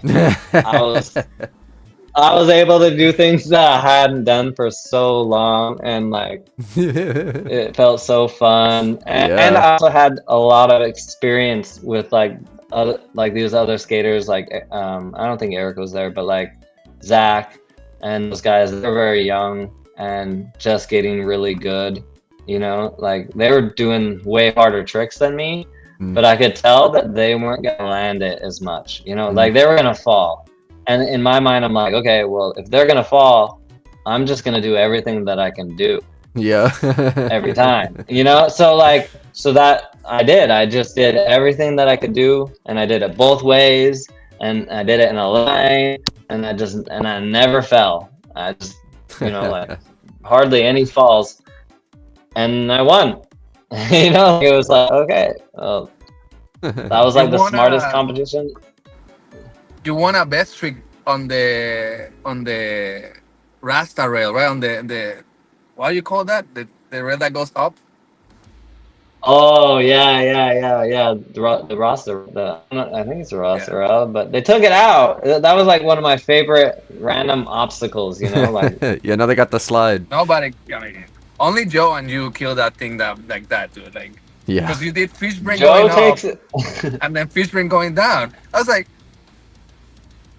Wild. what? Dude, that was a hype moment, you know, like when you're Yeah. at ramping camp and you're just like, well, I did a fin up, you know, why not? I'm at a dead stop. It feels like a ground roll when you're really on it and you're committed. Like the hardest part is coming in, like, all right, you know, like these guys are killing it, you know, or these guys are like have healthy skating going on. Like it's like in that consistent skating mindset I'm talking about, it's like that those things are capable, those things are possible because of that reason, you know. It doesn't just come, I don't know, it comes because of the constant work, you know. Yeah, progression is a build up to it, right? Yeah. Yeah, and that is like as much as like visualization, you know, like visualization is huge too. It's like if you can visualize something, you have consistency in your skating, then it's like it's there, you know, it's like right there on your fingertips, ready to go. Yeah, yeah. What do you have a favorite memory from ramping camp, or something very memorable from rank camp? I know we have so many. Yeah, I mean, there's so many memories, but that one trip that I won the event was the most memorable experience because it was me and Tad on Dad and Tad trip. You know, like it was just me and him. We were camping. It was the first time that we'd ever like traveled by ourselves and just did our own thing. Oh. And I ended up winning it, and so that for me was like for me that was like, man, everything together, the community was so there for me, you know, that I was able to win it and be a father at the same time too. I was like 3 years old, maybe 4, and like super young, and it was like Kazu was in the country doing his whole tour, and he had his wife at the time and daughter there. And so my Tad was hanging out with Tomu. I can't quite remember his daughter's name, but yeah, he was just hanging out with those two girls, and I was out winning the event. And then like when I won, yeah, you see there, like after that, um, so I won that event, and it was like amazing. And then after that, I was like, this needs to be more family friendly, you know, because it was like at that point it was just a big hangout Yeah. party, and not that I dislike that, my family here as well, and see other families There it here, is. and There it have like is. a little, yeah, have little kid contests and like you know, like. Yeah. So then, yeah, we developed like the little family camping area, you know, from the more loud area, and yeah, it was fun. It's ramping camp is something I'll never forget. It's like Mm-hmm. Yeah.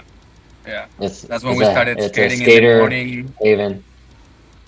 Yeah, the morning skates. Oh my gosh. And that place is just it's so good for that. Like just Mm-hmm. skating around town and like it has trails everywhere and they can get you anywhere. And then they have the college campus there just Yeah. skating distance away. It's beautiful out there too. Yeah. Yeah. Yep. Yep. If there were Yes, it is. less seasons there, I think I'd want to be a place I'd look at moving. Mm. Like if it was I'm summer with you there on all the that. time. We'll probably live there already. Yeah, yeah. There's been dreams of living there for sure, because of everything Yeah. that they have. Yeah. Yeah. So w- Goodness. yeah. All Yeah. right. Well. Yeah, it's definitely an epic place, and for some reason, it's like, listen, I will never go to West Lafayette ever. It wasn't because of rap and camp. That's what I was gonna say. I was like, there's no better reason to go to You Indiana know? than Rampant No. Camp. What was it? Yeah, Right, I'm right, sorry you right. cut. I mean, and to be, go ahead. You were cutting out a little bit. I couldn't hear you on that last. Oh, I'm sorry. That It's that's all the right. best reason to go rap and camp. Um, like, Oh like yeah. I mean, the only reason to go to Indiana to me is ramp and camp. Yeah. Uh, and I was Yeah, like exactly. pivoting Unless from. you're like, Go ahead. I was saying, unless you're a college football fan or like, because they have that big college Right, Right. right, there. There's right. that place is run off of that and Tim's Ramp. Yep. Yep. That's it. So I But you wanted you to got me into. Go ahead. I wanted to talk to you about what year is it a little bit more. I feel like I don't know much about the really anything about it. So I was wondering if I could know a little bit more about that. So if I'm correct, that was an event that you and Long put that on. Yep, Okay. yep. That was where I met Metha. Mm-hmm. Met Metha at what year is it? He came Oh, to the okay. second event. Yeah, Mets. I think you told me Yeah, that. and I was immediately attracted to his energy. I was like, he came to one of the mini events that I was like helping operate in the mini ramp, and he was just having so much fun, and it was like contagious, and it went along with everything that I wanted for the event. So I just had this immediate attraction to Metha, and like Oh I yeah. wanted to be around him. So yeah, so since then it's like been a part of each other's lives. Yeah, Yes. what year is it? What year is it started with Long and I? And it was like I'd lived at around Woodward, which is like a very isolated town. It's like what would bring you to Millheim or Woodward, Pennsylvania? Well, Woodward. That's just the only thing. And maybe fishing. There's like some good fishing there, and there's like a big bike event that runs there every year. Like it's called the 101. They do 101 miles on trails through the mountains, and it's pretty crazy. But yeah, it's like you never go out there for skating. There's nothing to skate there except Woodward. And so like living out there, it was very isolated, and you only have like a few friends. Like you see this crew right here in the video.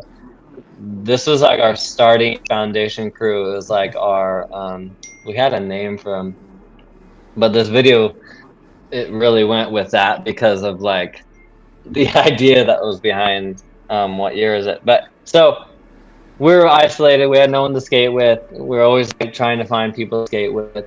Long started coming to Woodward, and he started developing this way of coming to Woodward so it was cheap for him.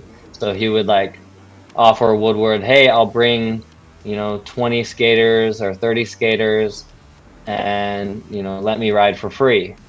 Yeah. And they're like, oh, okay, yeah. So like you're gonna bring that many skaters. for a weekend, then yeah, let's do that. And so we started doing like these little weekend things where there was like 30 of us, 20 of us, just this, like a group. And we're all friends, or we all, got close because of this. And Long and I one day were like, "Hey, let's do something bigger. Yeah. Let's do a real event, like instead of just us getting together, because like during these small things we started playing games and we started doing like these little micro events, and like some of the people that would come would bring trophies, and like one of the trophies was like a most positive skater award. I was like, oh my God, this is the vibe. This is the vibe. I want this so bad in a bigger, more way, Mm-hmm. like I'd gone to so many contests, and those were like events that were in skating were contests. It's like, okay, we're just gonna go compete. Okay, we're gonna go compete. And it was always like surrounded around that idea. So then Long and I were like, yeah, let's do a big event and have it at Woodward. And okay, so we did it. And at the Yeah. time, it was like in this crazy transition of Woodward's history. Mm. Because like right now, Woodward's a whole nother beast, and that's why what year isn't there. But like at that time, it was like this small little window that we had to have this event, and it Yeah. happened, and it was the most amazing thing ever. But like, so we contacted our friends at Woodward. My ex worked there, and so we knew all employees. I was there all the time, and we are like, hey, what if we did this thing? Oh yeah, and the manager of the Woodward just gave all the like smaller managers autonomy. She's like, yeah, you need to have full autonomy, make your own decisions. Like I can't be there for every decision. And so we went to one of the smaller managers who was running the lodge at the time, and we're like, hey, what if we start doing these like events, like these little events where we use the cabins, and because the cabins weren't being used at the time, they were like just being closed down for the winter or the off season. I was Yeah. like, what if we just open up the cabins and we have people rent them for way cheap? Because like in my mind, it was like inaccessible for a lot of people to get Woodward. It was very expensive, and Mm-hmm. roll bidders didn't have a lot of money. So in my mind, I was like, man, we got to make this as cheap as possible. And I was like, about $100 per bed, and we can have up to 10 people in each room. Mm. So that's like $1,000 per thing. So we'll sell a cabin for $1,000, and they're like, yes. I was like, yes. Sick. So then like they just kept on saying yes to these ideas that we had. We're like, okay, can we do this? Can we have just the whole skate parks all open for everyone? They're like, yes. I was like, okay, can we do that? We got a lot of no's too. Like there were a lot of no's the first year, and then the second, more yeses. It was like growing off of that because of the success that we had. It was like immediately everything that I wanted. And Yeah. yeah, and I guess yeah, at first it was like, okay, so let's say we're gonna do 100 people, and that would be our goal. And they were like, yeah, we're down for that, let's do it. And so we did it, and there were 200 people. Yeah. And I was like, okay, well, this is exceeding our expectations. And then right after that one, we just started planning for the second one, and it was a whole year process. It wasn't like, it was like this big thing where my whole life was now all of a sudden, I was a stay-at-home dad, so I had all this time, and I just dedicated it to this. I put like my whole life into this, and like really threw in all these things that like I was talking about earlier. Like I didn't say it out loud as a skater when I was younger, when I was at my peak. But then at this point in my life, I was like, okay, I have this opportunity again. I gotta really say these things that I want to say, and Yeah. so that's what it was. It was like everyone was like, "Oh, you got to make it at a contest," and I was like, "Nah, I'm not gonna have a Yeah. contest there. Not until I can feel like I can have a vibe that welcomes a contest, Mm. because the contest is not gonna be the vibe. You know what Yeah. I mean? The vibe that I have to welcome a contest as like almost like a separate event, Right. almost as like something that you could watch, but you don't have to participate to be involved in this event. Mm. It was like you could actually not even watch it. You could go skate this other skate park because this is just here. You're And right. Woodward was like, it gave us that opportunity to even have that idea. Sick.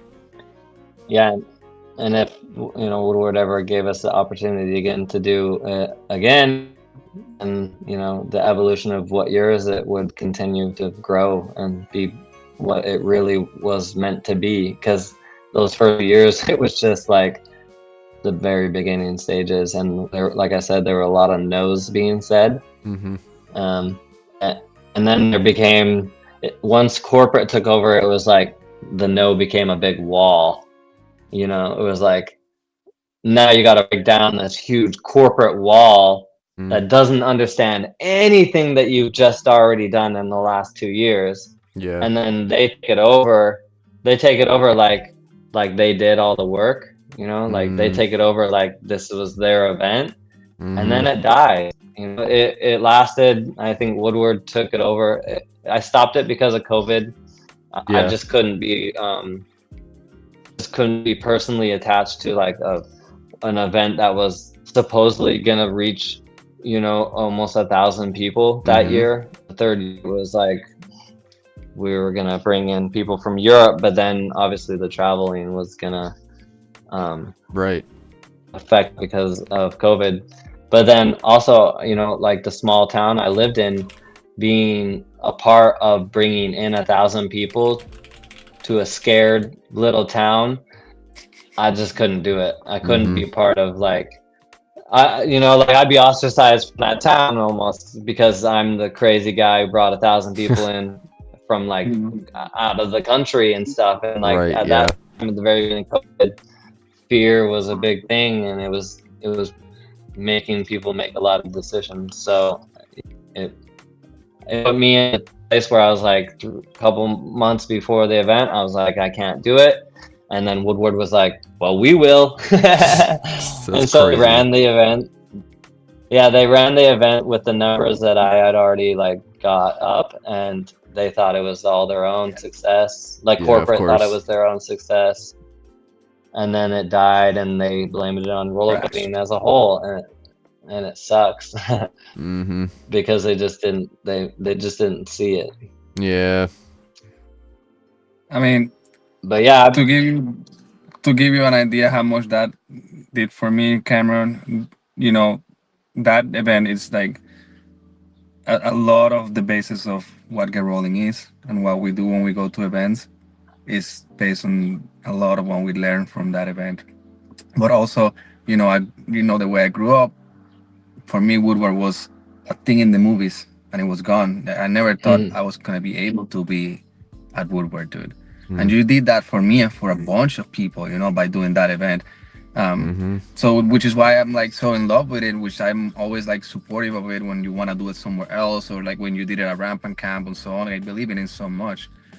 So let me ask you this: if you had an unlimited budget and you could do it again, what would you do?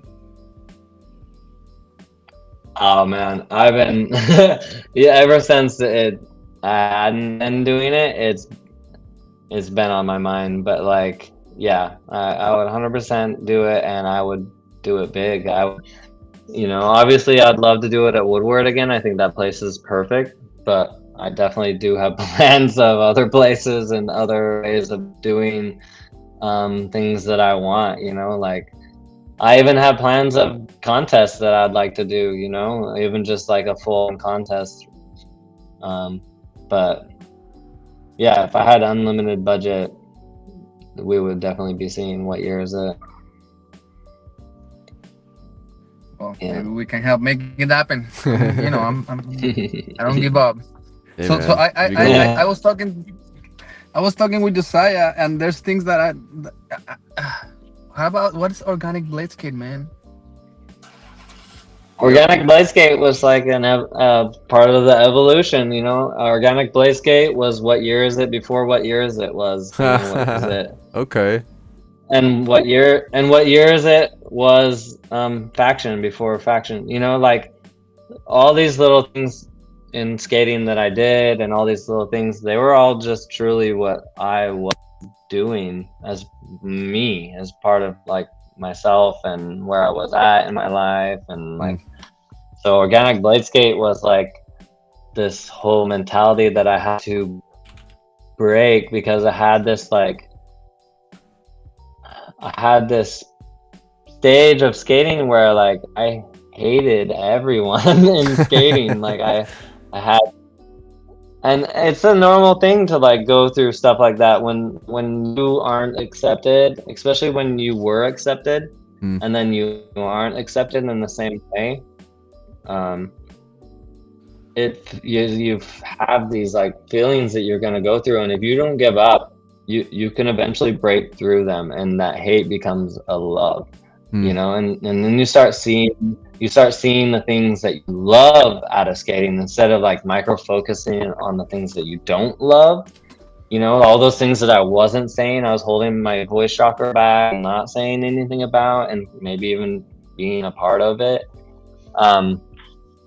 But yeah, organic blade skate was like, okay, let's skate organically. Let's not put any rules up on it anymore. Let's try to just do it like I did in the beginning, you know, and like just have fun. And so that's where I started meeting new people. I started getting into long distance skating. I met this guy. Oh man, Eric Cran, who was a skate shop owner in Utah, and he wasn't a part of like the aggressive skate network, so I didn't know him. But he was in Utah for all the years that I've been aggressive skating, and he was doing like a Sunday night skate for like 20 years, and I'd never even been to it. And it was just like a skate where people got their skates on and they went and skated around the city. And they played these little fun games. They did like these little challenges, like who can push and then get the furthest off of all these pushes in this amount of space. Or like we went and skated like the police station. And like in my mind, it was like breaking barriers. I was like, holy cow, this is so fun. This is weekly. This guy has so much passion, just as much as I do. But it came from a different part of it. And so I just like started connecting all that together, and I started meeting all these other people who had just as much passion for skating in different ways. And so I started doing it in the ways that they were doing it. And then they started aggressive skating, you know, like they would put skates on and come to the skate park with me. And so it was like this whole like sharing and giving and teaching and learning. And it was like so rewarding and fruitful. It was like organic, you know. It was just like letting go of like all these things that I've like built up and just accepting all this other stuff. And once I did that, man, the people I met and the experiences I had were just like priceless. It was like the evolution of me. You know. And so like organic blade skate was just a label on that part of my life, you know, like how do I turn this into a project? You know, how can I keep this going because it feels important to me. Yeah, it just feels important to me to be a part of this community. It feels important for me to exist, and yeah. So I'd say so. I care for you, my man. I appreciate having you around. We've just like you've given me some small tips at ramping camp when I was learning the bowl too. That's, again, one of my favorite things about ramping camp, but it's exactly that. How we have these small interactions that can change our lives, and you just weren't expecting it at all. Looks like I might have lost Meta. We'll see if he comes back in here. There he is. Back again. But yeah, no man, I cannot agree enough. You have a lot to share, and every time you've shared with me, it truly has, well, I mean, stuck with me, but like I truly feel like I come on a better skater the times we skate together too. So yeah, and then having this talk today too, it really helps reaffirm. I've been thinking a lot about how I need to focus on my flow more, and the more I hear you talk about it, the more I realize I really do need to focus on that. So yeah, again, just you're absolutely right. We appreciate having you in the community, and the community exists in a big part because of you and people like you, you know. So thank you for what you do, brother. Yeah, you're welcome. 100%. I'm 100% like filled with like the community has my back, you know, like I feel like a lot of love come back,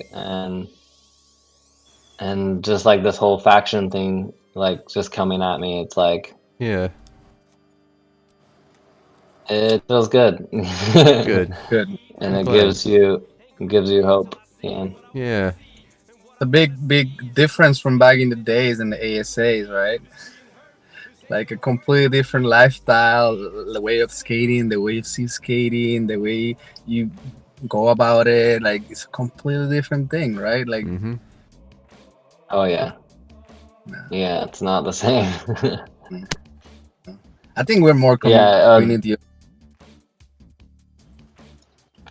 yep. Yeah, definitely. I think AS was, you could like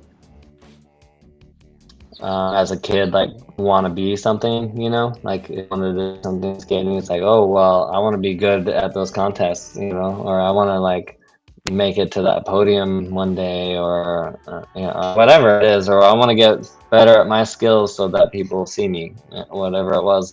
But like nowadays it's like community, it's like so community based. It's like we're going into people's backyards to have events. Yeah. And ASAS was like, it was more like we were having Yoo-Hoo and Duncan, or like we had all these like corporate sponsors like T-Mobile and, you know, like Verizon or whatever. So yeah, it's been a huge flip for sure, and it's crazy to have been a part of that. And I feel like even in life in general, it's like I'm in this generation. I was there when the internet started coming out, you know, like I was old enough to be like a teenager and experience these things. Like I was so old enough to be like out there without a cell phone, and like we were going to like, yeah, I think my first cell phone when I turned ASA Pro, which was like my senior year of high school. No, it was a year after when I won $10,000, and I was like, I can pay my whole year's worth of of my cell phone. I thought it was so cool. That's awesome. Yeah. Yeah. Can I? But yes. A quick four. Say it again. On cam. Is that okay? Can I do a quick four? You're breaking up. Like 4 quick questions for Cam that I have without. Yeah, go for it. Oh yeah. You're breaking up a little bit, Oh, so man, I'm sorry. no, you're good. All right. Favorite trick?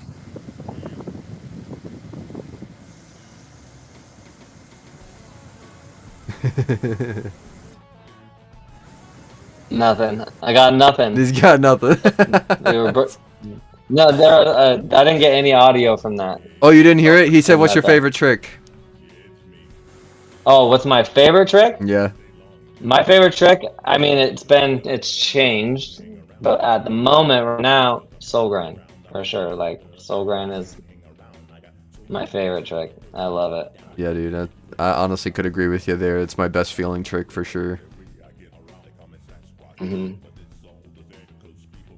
What's next, Meta?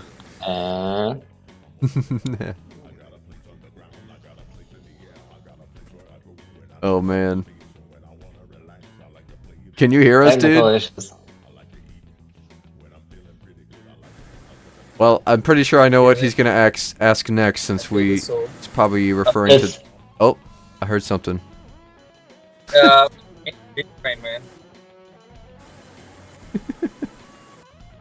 Fish brain everywhere. I love Yes. fish brains. Yeah. I heard him say fish brains, but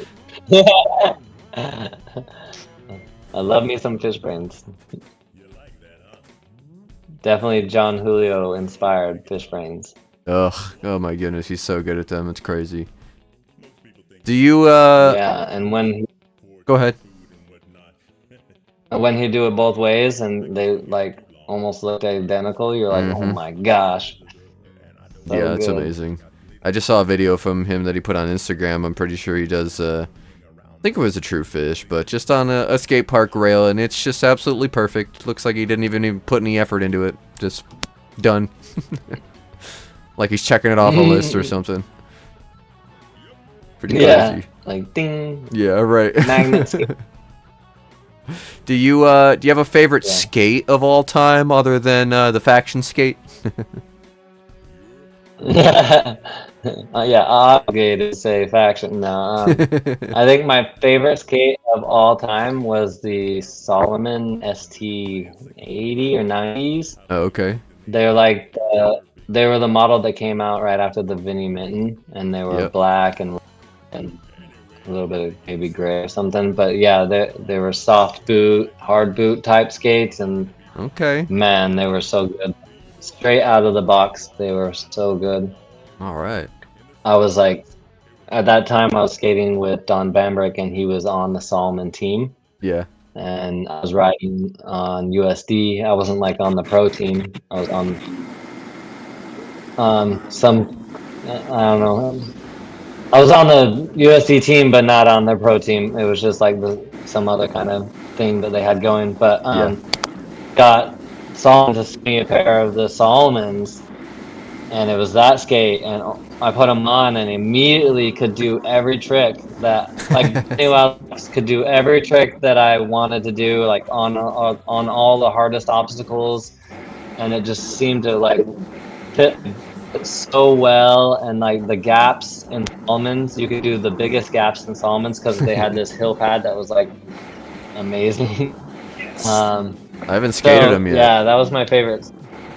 That was my favorite skate for sure. It would be hard to find a hill pad that isn't like Yeah. like weathered out or Right. like gotten so bad that when you land on it, it just breaks. Yeah, it just crumbles. Yeah. Yeah. Yeah. But in their favorite time, section. they were the best. Well, Favorite section as like as that I did or that I've watched ever. That I did. Both. Oh, well. Okay.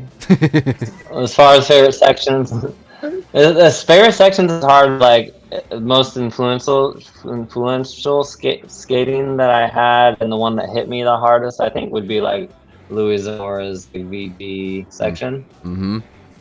It was like Incredible. yeah, yeah.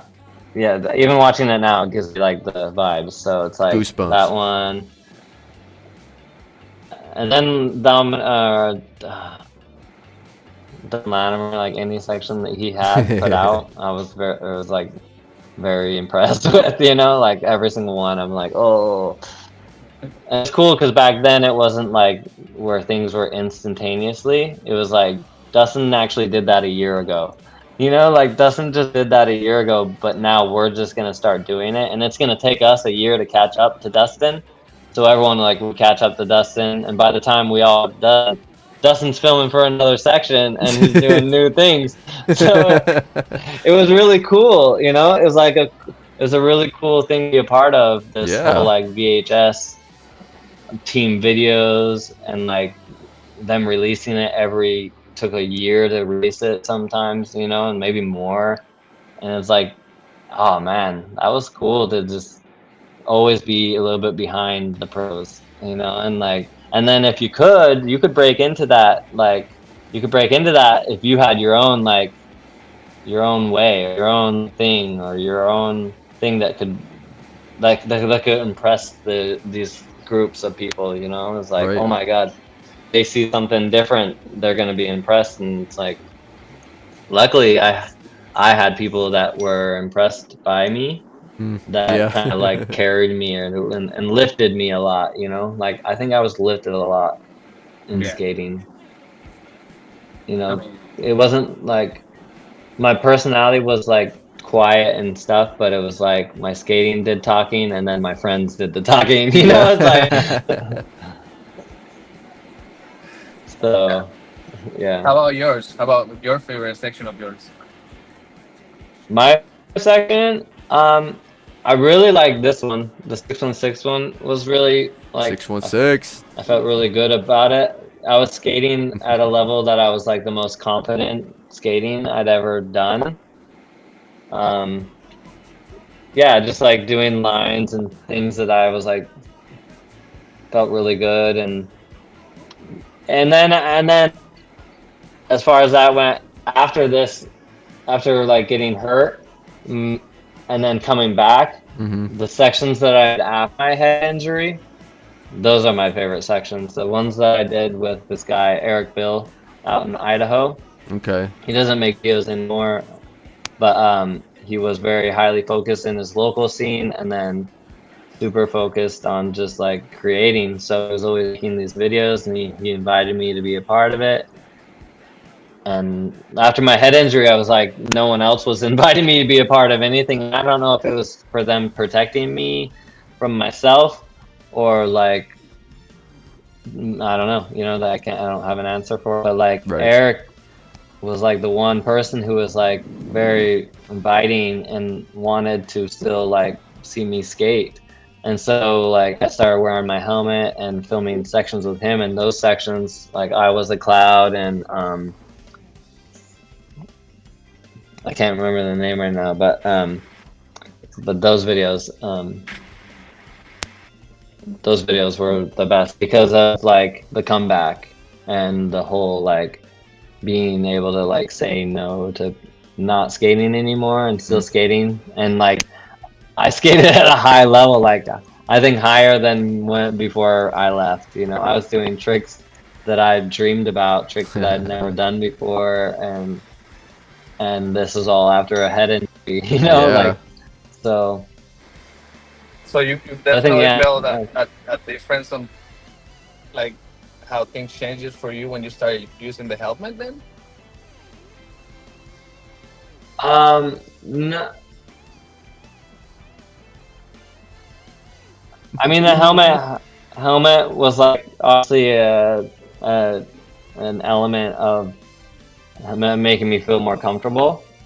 But like I said, that 616 skating, when I got injured and I hit my head, I was skating the most confident I'd ever skated. Mm. So for it to just be taken away, you know, from a head injury, and I stopped skating for 9 months during that time, you know, it was like I still was a good skater. Yeah, you know, it was just like this mentality, this idea in my head that I couldn't skate anymore. Yeah. But once I changed that, yeah, these Remedy sections, these are some of my favorites as well, because this was like Remedy stepping up and being like, yeah, we'll give you skates, you know, like, and in my mind, I was like, man, okay, someone's still looking out for me. Otto's there looking out for me as like a friend. I didn't at this time connect things to industry. I was more like, okay, these people care about me, you know, like they see me, they know I need skating, they know I love it, and they trust me enough to be able to not make stupid decisions. Yeah. Fortunately, I had to have another head injury, you know, like after this section and after the next section I made for Remedies, I did end up hitting my head with a helmet on, and it being almost as bad as the first time.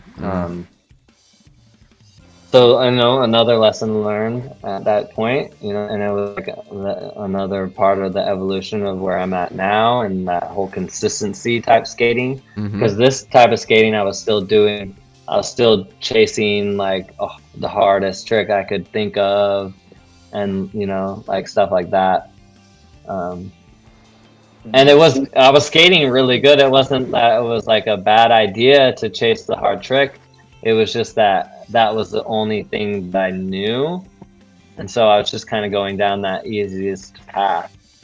But like I said, once that second head injury came, it was like, oh, okay, like I was even wearing a helmet and it still can happen.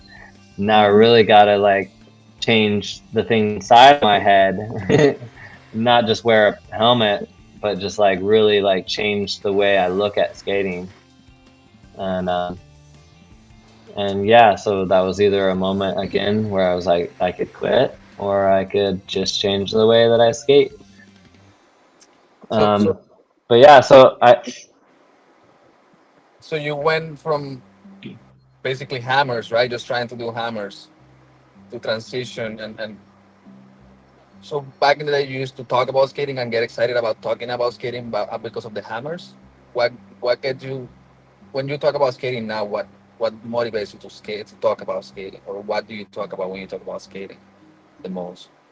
my I think my general feelings within myself and my body and my how I like my experiences and where I want to be and where I feel good and where I feel right, you know. Like I think in the beginning, like I was being fulfilled, but more in like maybe my ego was being fulfilled because I was doing things that satisfied others. Um, yeah, so I think the hammers were just an evolution of skating. I was just being a part of the evolution of skating. I wasn't being a part of the evolution of Cameron, even though the evolution of Cameron was that.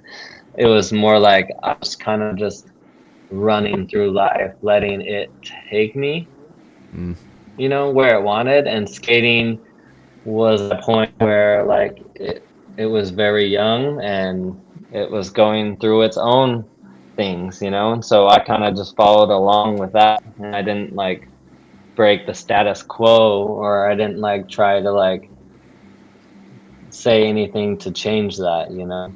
I kind of just stuck to myself and did my thing and followed along with what everyone else kind of wanted. So it was more like satisfying other people, and I was trying to be like a people pleaser.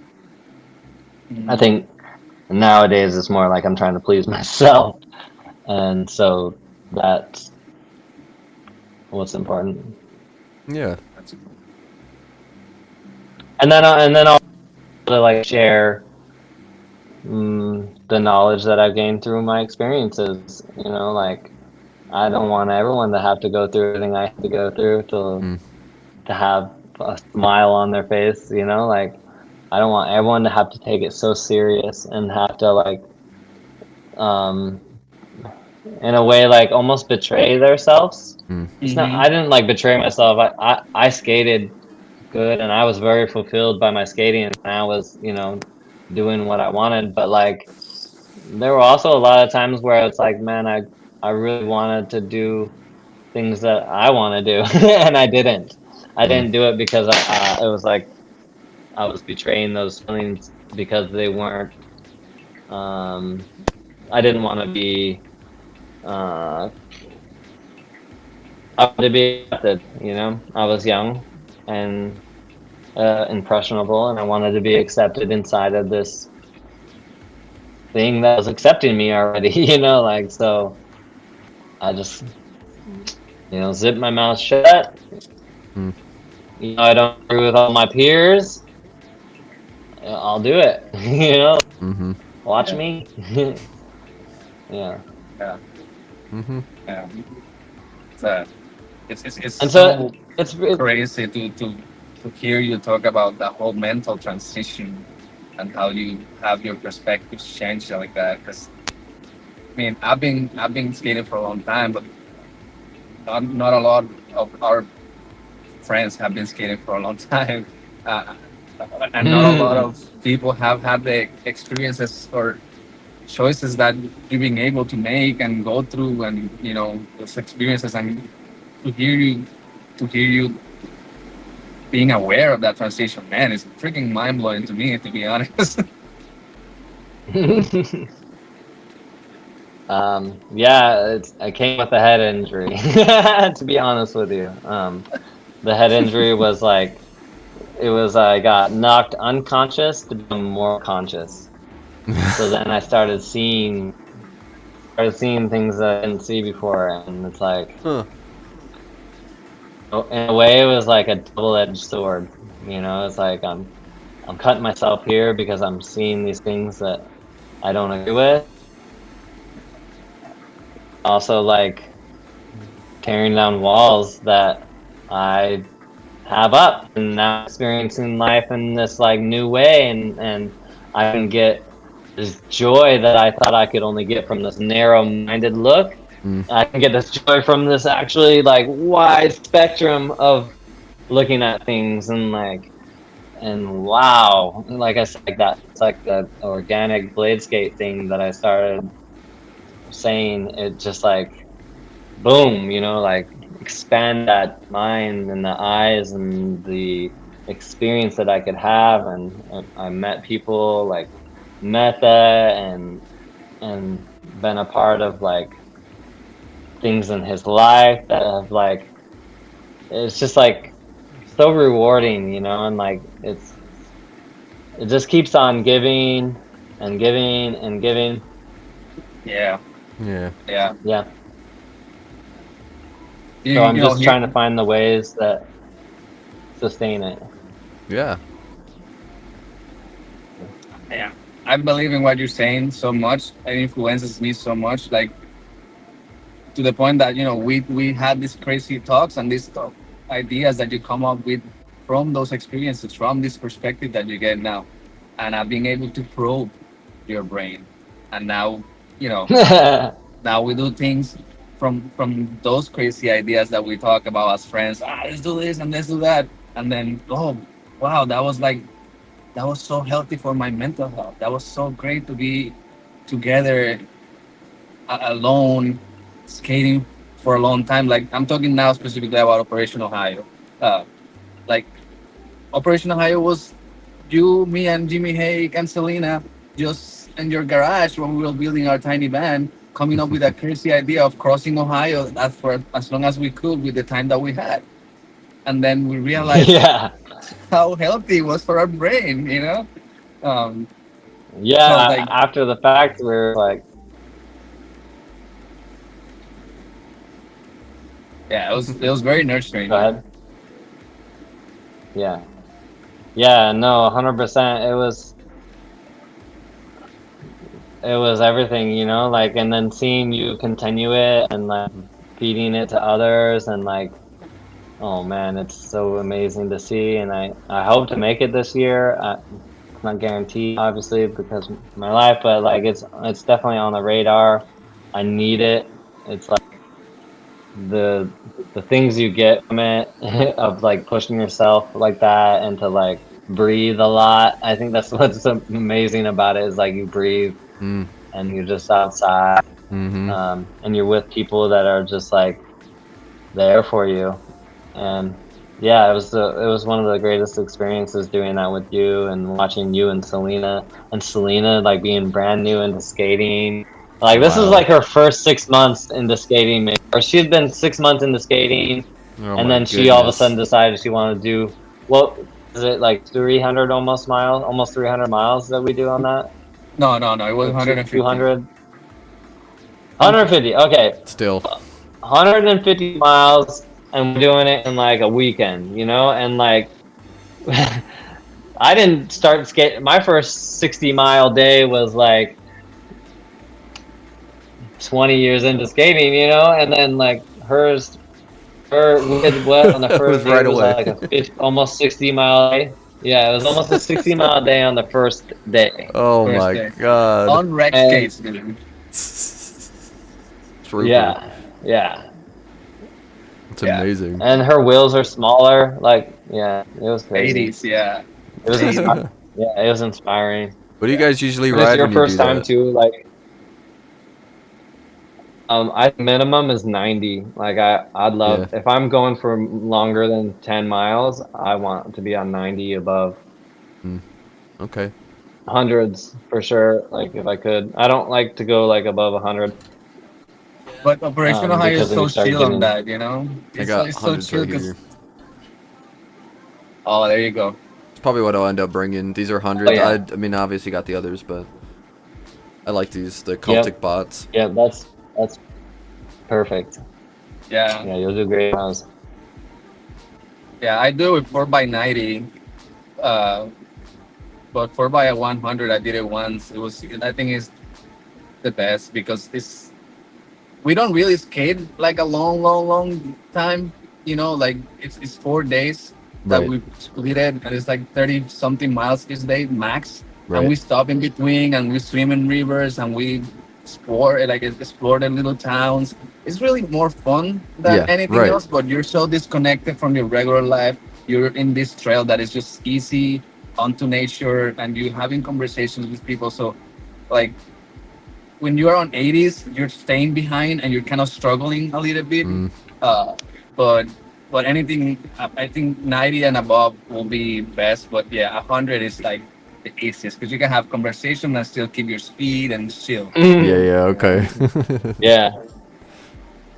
It's like Yeah, keeping your momentum. It's like once you yeah, get that momentum, you're like, yeah. yeah, yeah, Like a little bit harder to get a hundreds going, but once you get them going, it's like You don't, okay, yeah, you just keep going. like you get the then the yeah. next If day you you're like like, foot when am race I going to something, get there?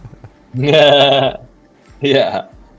I remember one time Jimmy like hooked onto like a biker, and he was out he was like going right behind the biker and like 15 plus miles an hour, and he was out. I like tried to catch up to him, but I couldn't catch him, and he just got into this flow that was like so fast.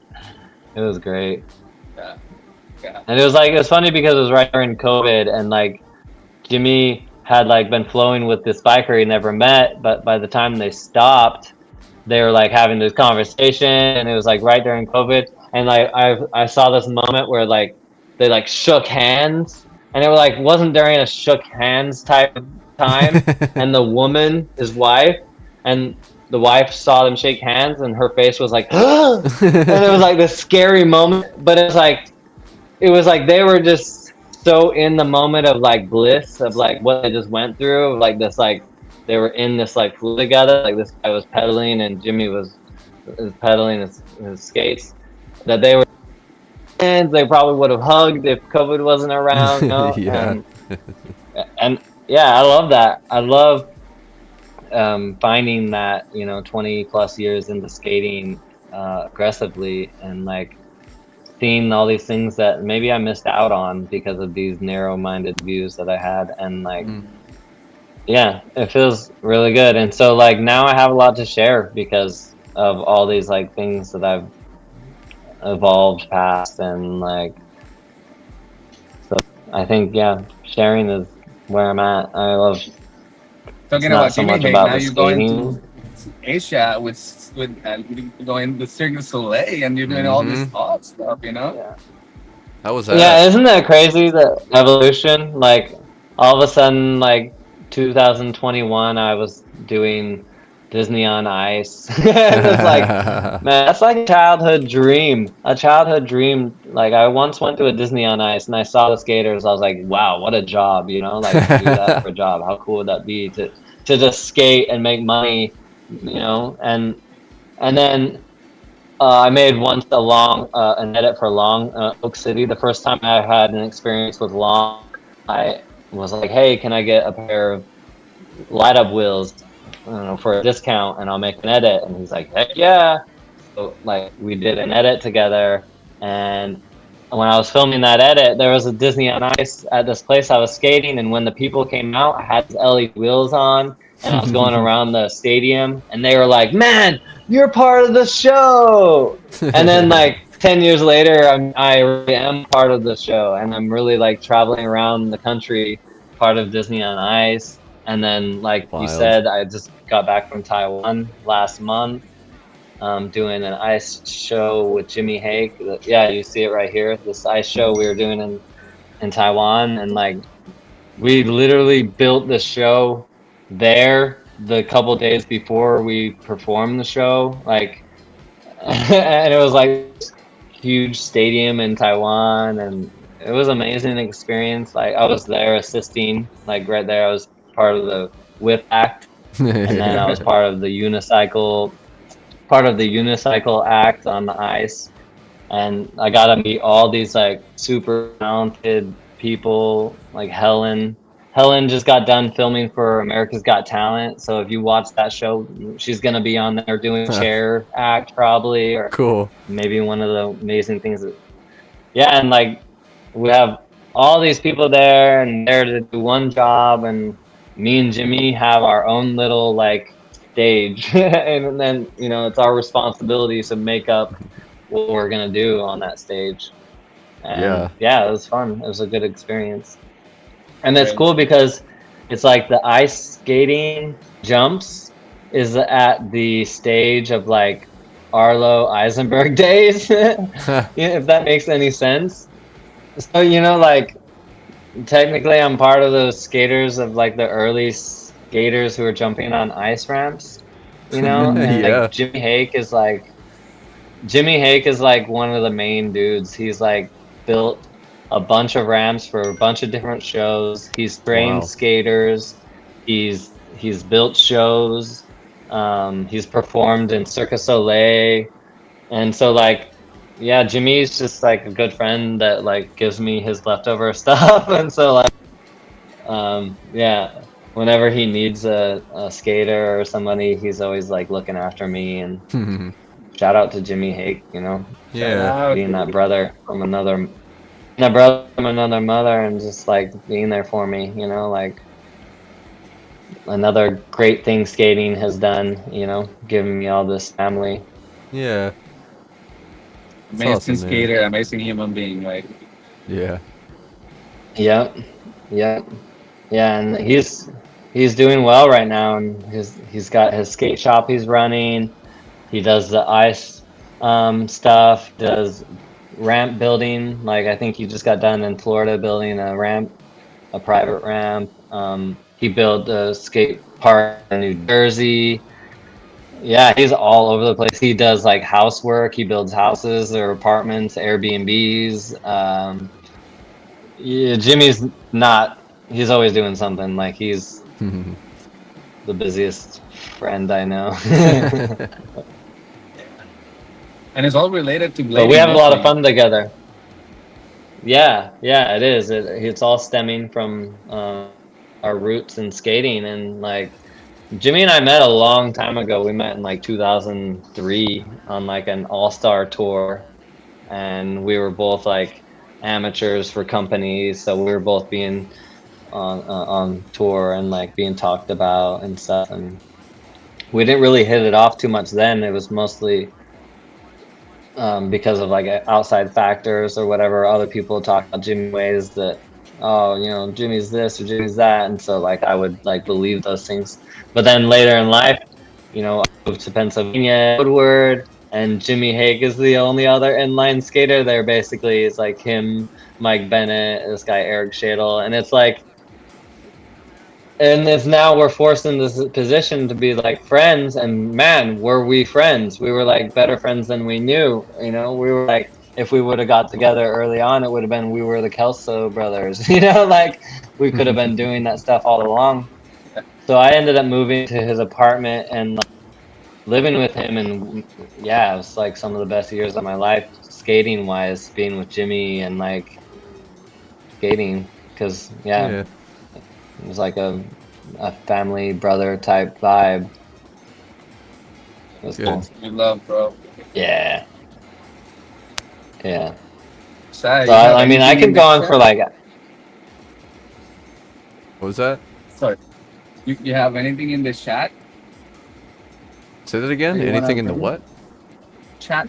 Oh, anything in chat? Yeah, I do. I got some questions I asked, but I wanted to let Cam finish out his thought. Sorry about that. No, you're good. You're good. yeah, I mean, I could go on. There's like stories and stories and stories that go on for days and days and days. Like even just the last like 5 years of skating, I could just talk about the last 5 years forever. Like so you add in like Go for it. the almost 30 years of skating, it just it goes on. Yeah, man. Like and it's changed so much. It's changed so much from the first time that I was like considered pro to this time that I'm considered pro. It's like even the whole process of being considered pro is like a whole different process. Mm-hmm. And you can have people like Blade Skillskin, and like Shredpool, and it's amazing to be like someone who performs through a character and has a pro skate. I think that's so sick, and it didn't used to be like that. So Yeah. so yeah, I was just saying I could go on forever. It's always fun. Well, good. I'm glad. I love hearing your stories, man. You got a lot of good ones. Yeah, yeah, and it's crazy. Like I mentioned this before. Like skating has evolving to the point that like aggressive skating, we're skating, not grinders anymore. We're skating. Seeing people like Robbie Pitts doing his thing too, Mhm. like Shrepool, and that being part of the community, embedded in the industry, not as a foreigner. Look at that weirdo doing that thing. No, no, no, dude, like, that's awesome. Mhm. Yeah, exactly. Yeah, individuals are starting to pop up more because they have more opportunities. It's not like you're being picked. You're not being picked by an industry anymore. The industry Exactly. actually is still they're still there and they're still able to pick people, but it's like nowadays you can become popular without even having anything to do with the industry, and then the industry has to accept you in a way, so then they will pick you up, because of your success outside of the industry. Mhm. And so that's the difference. That's the difference with that. And I think it's amazing. Like I'm inspired by people like that who have tried different ways and been successful. Like Mhm. the old ways are the old ways. And we're holding on to something old if we keep doing it that way. But if we Mm. like keep opening our minds up to these new ways and accepting the people that do it differently, oh man, that's where the evolution really comes. Mhm. I agree. Yep. Yeah. Yeah, I totally agree. Cool. Well, yeah, I got a decent amount of questions, so let's. I'm sure we got some good stories to come onto some of these. So let me start asking some of them. We got the first one's from Austin Paz. We were talking about that experience where you did that trick in Mexico, and it was just kind of overshined by the amazing experience you had with that girl. He asked, are there any other situations where you would travel to skate or did something like a sick trick, but it was overwhelmed in your mind by something else that happened similar to that? Man, wow, that's a deep question. Thank you, Austin. Holy cow.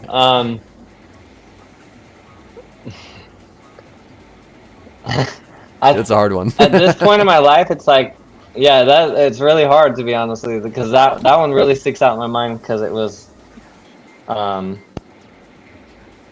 at a point in my life that I wanted to remember it, you know what I mean? And like Yeah. there's these other ones where I'm nowadays I'm looking back at experiences and being like, wow. Okay, yeah, so I guess looking back, one of the most biggest experiences I had that wasn't so much about the trick or the skating. It was like I got sent to Mexico, which is crazy. It's a whole another Mexico story.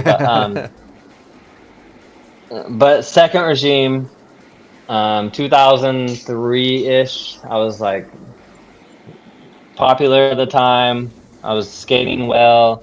I was at my baggy phase, long hair. I had my second regime hat, and they were like, would you like to go to Mexico? And I was like, yeah. They're like, oh, but the only stipulation is that you're going alone. Ooh. We're only going to send one person, and it's you. Huh. And there's going to be a street contest there. And yeah, and Wow. I was like, okay, yeah. I said yes because it sounded fun, and someone was going to fly me to Mexico City. Mhm. And little did I know what I was getting into. Like I got to the airport and I was like, oh, Mexico City is insane. Mhm. And there's like thousands and thousands of people there, and it's just so Yeah. crowded. And like I see this one guy, he's like holding up a thing, camera card. I go to him and he doesn't even speak English. It's Yep. like, I'm just like young kid, like 20 years old, 21 maybe, and like got to Mexico. This guy doesn't speak English. He's like, follow me, or like, come this way. Um, Speaking very little. And then we meet up with a guy who does speak English. And that was nice. And he got me, he's like, this, and this, and got me all like up to date. But he's like, hey, I'm not going to be able to be with you the whole time, but this guy is, and so I was with this guy Marco the whole trip, and he barely spoke any English, but it was like the experience on that trip was just so amazing because it was like it wasn't so much of like a skate tour where I was there with all these people I'm comfortable with. It was more like I was just dropped off into the middle of this wild jungle, and then there were these people that were going to take care of me. And it was so sick because it was so much culture so fast, and it was like it was like my first trip outside of like the US. And this guy was taking me into like family restaurants where they took me into the back and cooked me food in their kitchen. And I was eating all this street food and taking the subways. I'd never even been on like a New York subway, and I'm already going on subways in Mexico City, which is like one of the biggest it moves the most people in the world, like kind of that in Tokyo. It's like insane amount of people that run on the subways. We're in there and they're holding like garbage bags full of stuff over their heads because we're so squished up against each other. It's like you can't wear a backpack, you have to hold it above you. Wow.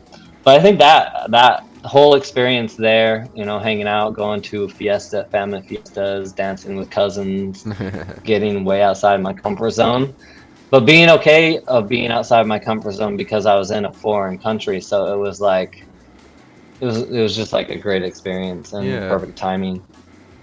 That's awesome. That's great. So yeah, Love so Mexico. Mexico is done. Yeah, me too, man. Mexico's been there for me.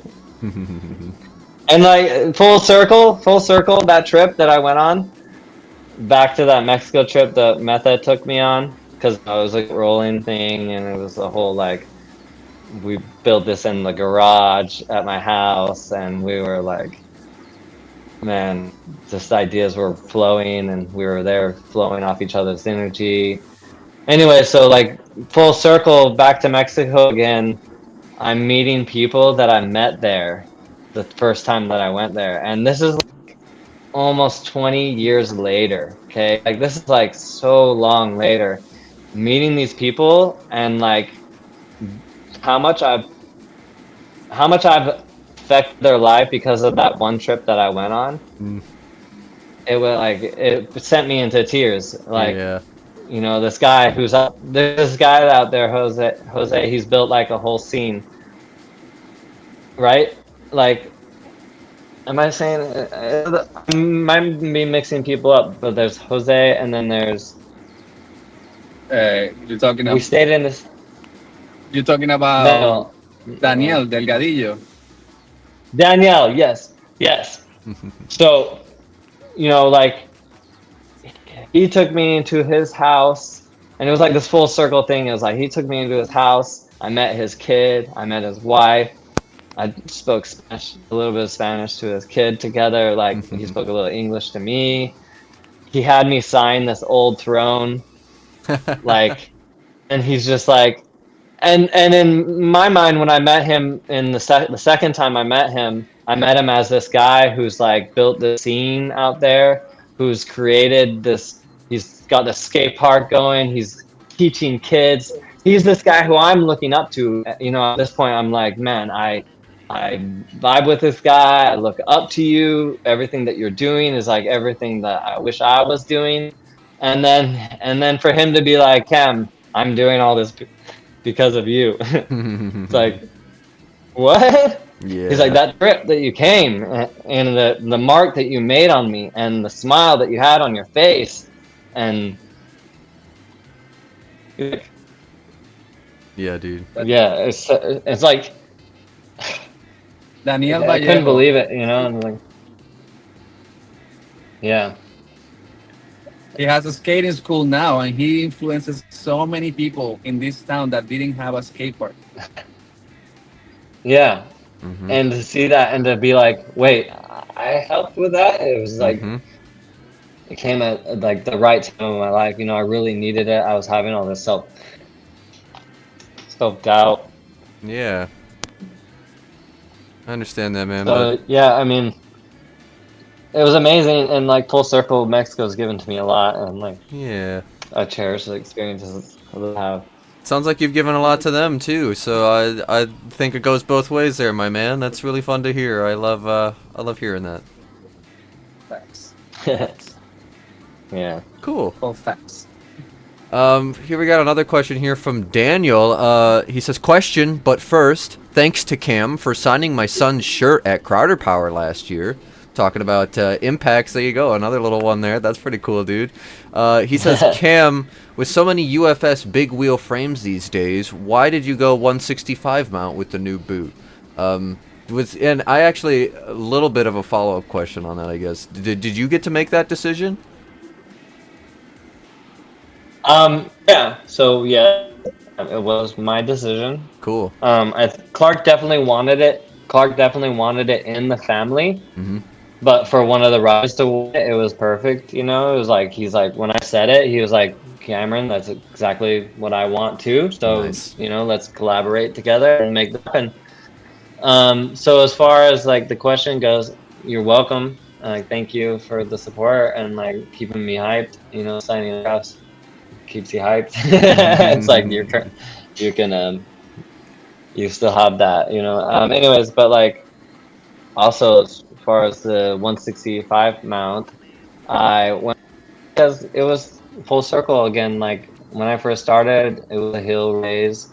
The evolution of skating, we flattened it, um, and I like that forward leaning position, especially for like cruising around the city and stuff, Mm-hmm. and like just going.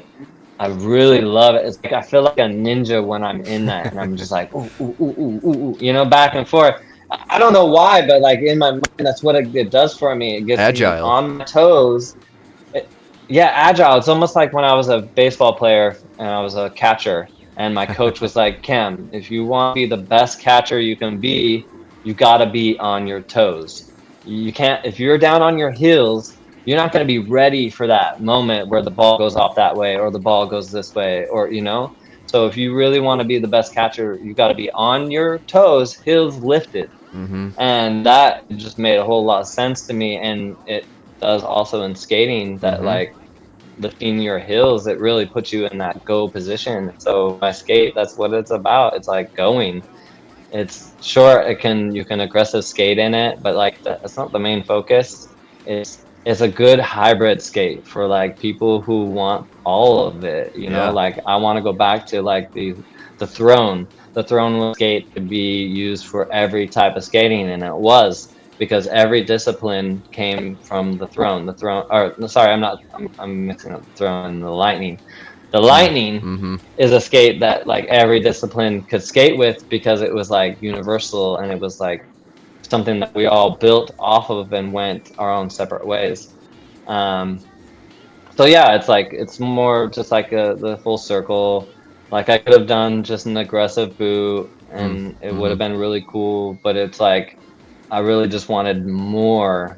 And I wanted it to be more than just me getting a pro boot. I wanted it to be about me getting a pro boot and it meaning something like what I went through to Yeah. get that pro boot, Wow. and where I'm at now. Yeah. So that's why I went with the that mount. And then Clark has his whole system where he wants everything to fit inside the sole plate. So that evolution turned into that whole heel raise plate that Mm-hmm. adjusts and makes it so that an aggressive skate, and it almost feels really similar to the other boot, but not.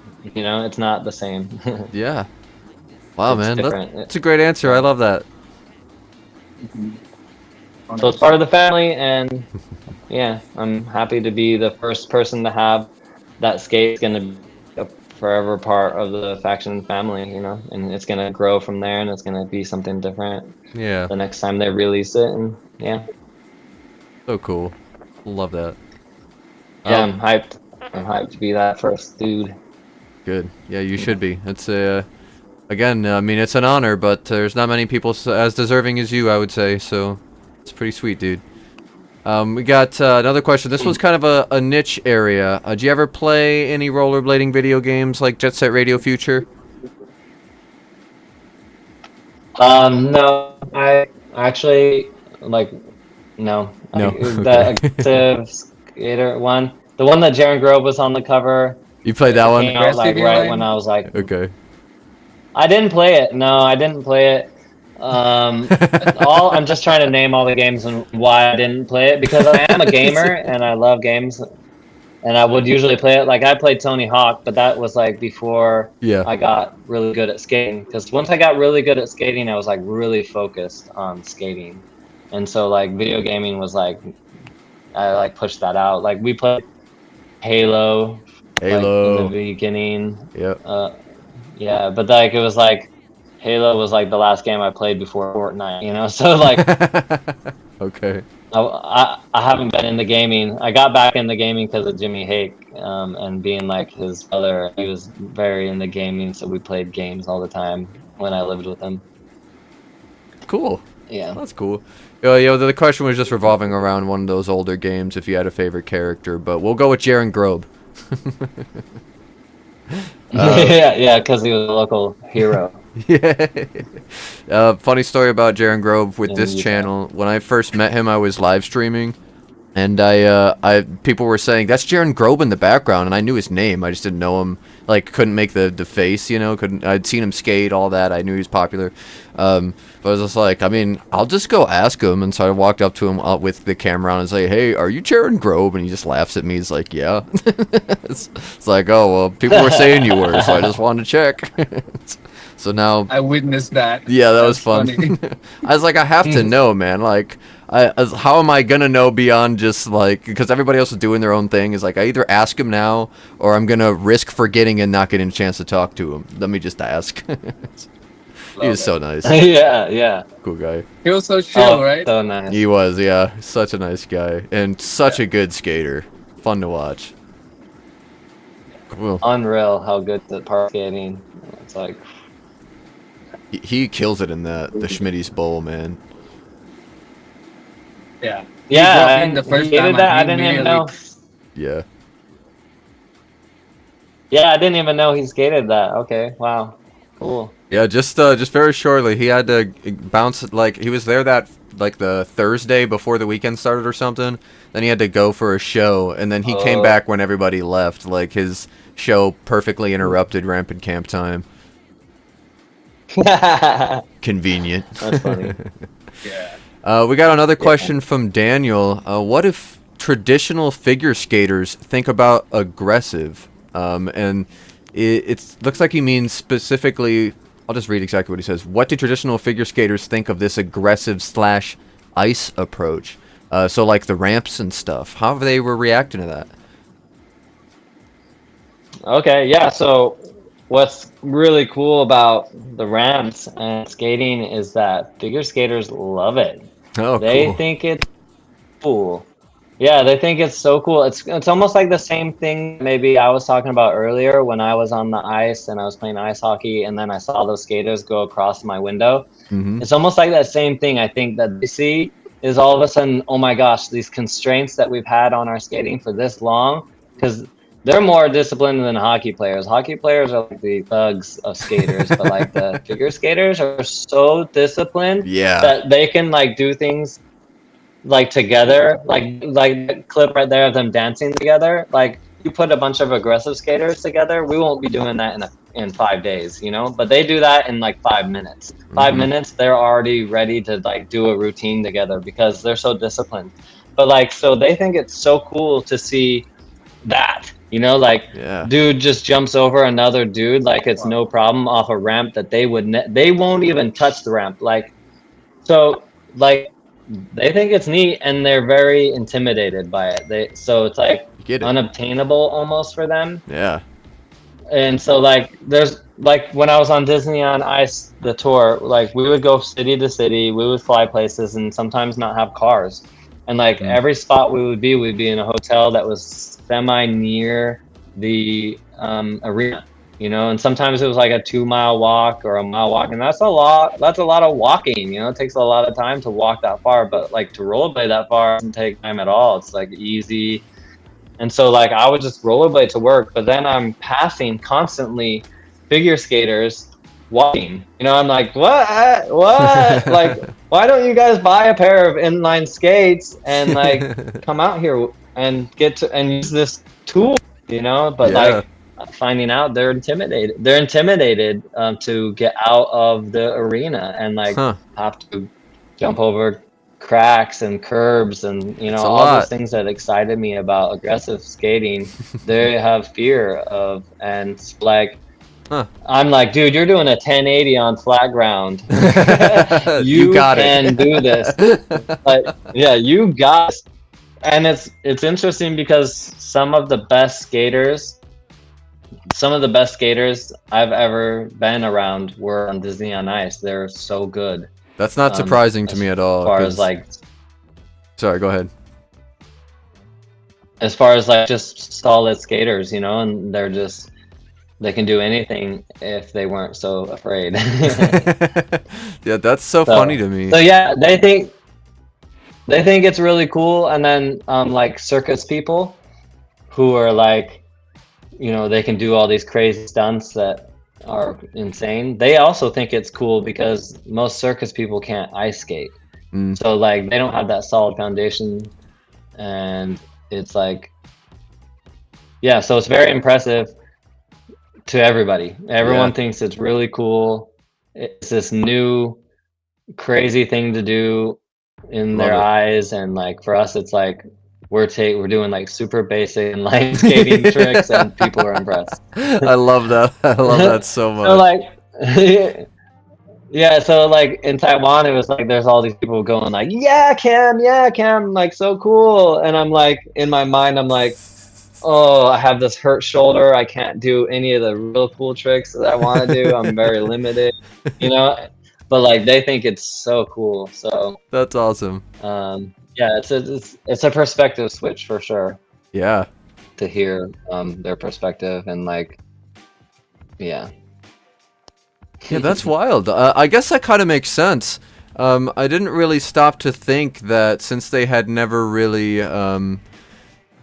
left the rink, you know, what it might be like to leave such a well maintained area, you know, and then you do experience things like hills and cracks and rocks and natural jumps and stuff. But I think that is just, I think that's hilarious. But also on top of that, like you were saying, they're so disciplined. It's ice ballet, you know, and ballet is ballerinas.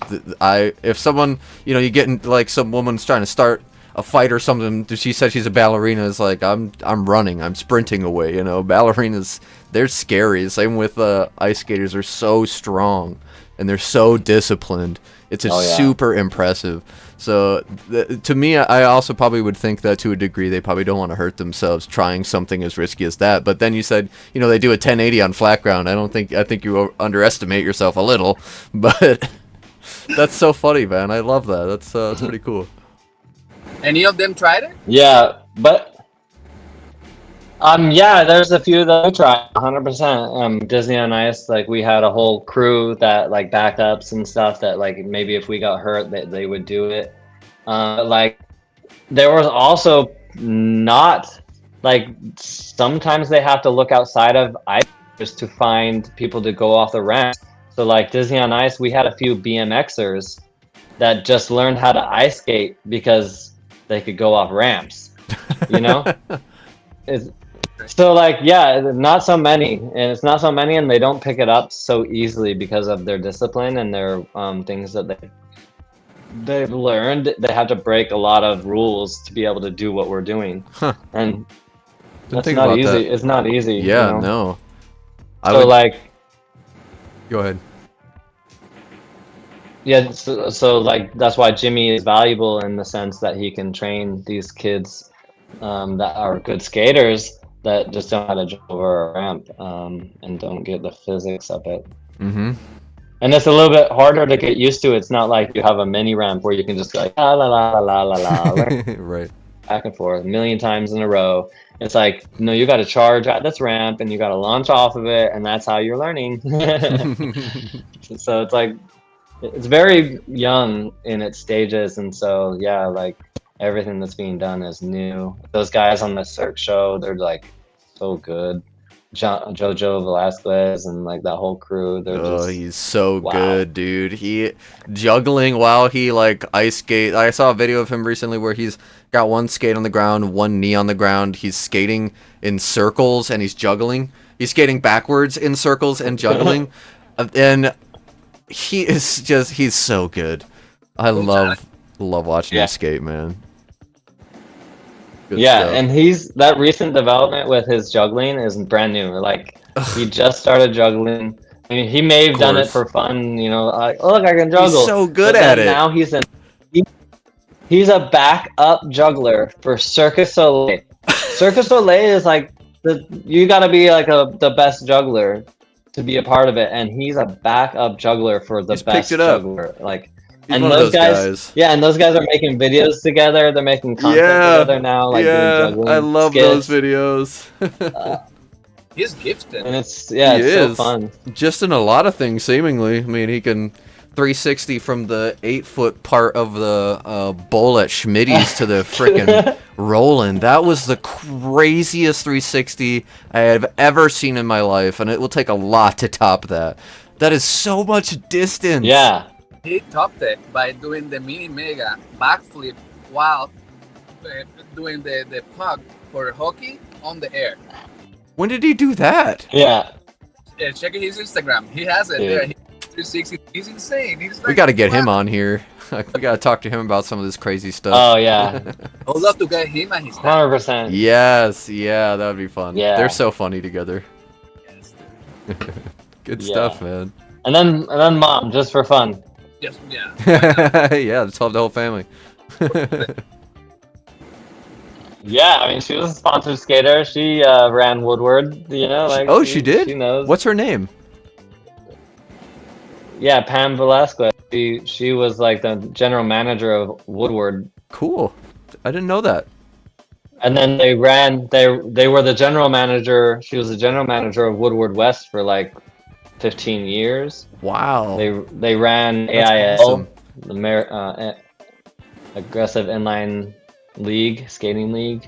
They did that for like 4 years, and then yeah, man, they were so heavily involved, and that's why JoJo is so talented. Is because of like the foundations that their parents gave him, you know, like It's good opportunities foundations. of Yeah. like balance. Yeah. Yeah, like I was saying about my son Tad, it's like give your kids opportunities for balance, for like Mhm. to all the opportunities. Let them experience life, you know, in all the ways, and not so much your narrow-minded ways, but like Hmm. even ways that you may not even know, you know, like Right. that's Yeah, for sure, man. it. Yeah, believe in your kids, and they will succeed in what they do. Yeah, love that. Try to make your kids the way, and they will fail in trying to be you. You know, That's because a they're beautiful not you. You know, Yeah. they're not. Yeah. sentiment. Drop. Get out of here. Peace. Beautiful. I'm a- Cool. Well, that's it for the questions. Other than Adam says we all three got to come out to the compound again soon, so we got to make sure we make that happen. That's a good time. Yes. Cool, Now that man. the weather's looking better, I'm definitely on the list. Oh yeah, I can't wait for it to stop being windy, dude. It's one thing for it to be cold and wet, you know. It's like fine, I'll put on layers, I'll skate in the rain if I really have to. I'll put on, you know, my old blades, fine. But snow or the wind, I can't skate in, man. Like I need both of those gone. The wind makes it so hard, especially when we've had days where it's sunny out recently, but because we're so close to the lake, we get like it's a steady 20-mile-an-hour wind, but then gusts of 40-mile-an-hour winds. So you at one point, well, I'm not kidding you, I've hit a down rail once, and the wind picked up and stopped me in place, and I like went like over my toes. It was ridiculous. Oh my gosh. Yeah, after that I haven't skated in wind in a while, and then the last time we did, like, it was one of those situations you could stand still and it would push you across the park, and you're getting pretty good speed at that point too. I'm ready for summer. Yeah. It's like that, and the wind just takes you. I've wanted to. Yeah, dude. Make a video like that with a parasail. I've I've had days on Mini Mega where you have a backwind on you, like pushing you. So when you launch off Mini Mega, you overshoot it without even trying. Yeah, it's like, oh my gosh, you're like floating when you see the skiers overshooting. Oh my gosh, so scary. Yeah. Oh man. No. I can just see that taking you and slamming you under the vert like a Looney Tunes cartoon, man. Just bam. Go so fast. Overshoot it that much, that'd be crazy. Yeah, even overshooting it by like 10, 15 feet, it feels like you're falling, you know, because that landing is steep enough to Can't where even like imagine, dude. Yeah, Oh my goodness. I want to ride a mini mega ramp, like a really small one someday, but something really big, I don't know about that, man. That sounds scary. a mini Mega. ramp. Yeah. Mini tiny baby mega. Yeah, baby. All right, good Oh, stuff. man. Well, I guess we got one more question sneaking in. Cam, you coming to Crowder? Ask Adam. Crowder is it's on the list. It's not guaranteed. I mean, at this point in my life, Yeah. I've got to figure some things out to make it so that it is guaranteed. But it's on the list for sure. It's on. Same. Most likely, we'll say that. We'll say we're more likely to come than not. That's good. Yeah, I hope I can make it out there. I try to convince you in person with a hug. You coming to New? Okay, I'm in. If you come and give me a hug, I will be convinced. All right. His hugs have influence. But there has to be a jam. There has to be a jam session involved in that as well. Cool. No problem. Love that. Good. Sweet, guys. Well, Cam, is there anything you want to leave us with? Yeah, I mean, just take care of yourself. Take care of, like, make sure that you're on top of your mental health, and make sure that you're on top of the people you love's mental health as well. You know, like check your friends out. Make sure you're asking them if they're okay, and make sure that they're answering honestly. You know, because I think a lot of the times nowadays we find ourselves, even me, going up to people that I don't usually talk to, and they're like, "How are you?" And I'm like, "Oh, I'm okay. I'm good." And it's, I'm not really being honest by saying that all the time, because I'm not always okay and I'm not always good, you know? So yeah, don't be afraid to, like, tell your friends if you're not good. Be honest with yourself and be honest with them. And like, yeah, I think that's where, yeah, I think that's important. And then also I would like to thank like Faction and Clark and all the people supporting me live. You know, like I'm living in her apartment in New York. She's been here for me like a lot. You guys being there for me as friends, you know, like answering calls when I call and I need, and just like, yeah, thank you to anybody supporting me in any way, like just even like the messages on Instagram, even like connecting with like stories of your own. Yeah, because, you know, I think right now there's a lot of suffering going on and a lot of things that aren't being said. And so, like, yeah, I think don't be afraid. Don't be afraid to reach out. If you have something to say, also don't be afraid to reach out and say thank you if I have done something, because honestly, I need, you know, like I need that reciprocation. I need to, like, hear that sometimes and like, to keep going and to keep motivated. But yeah, I think that's it. And thank you for having me on here. And this is of course a blessing. I feel like I'm just chatting with two of my friends, and maybe we should do this more often for fun. But yeah, like, dude, I love that. You know we will. I love talking to you, man. No, it truly has been a blessing just having you in my life. Every time we're together, we have a good time. We have good laughs, and we experience some good things. But yeah, no, today there's something really natural about the conversation, and I know it's just because all three of us vibe so well. We're all on that same plane of understanding and emotional acceptance and awareness, I believe. That I think we all get.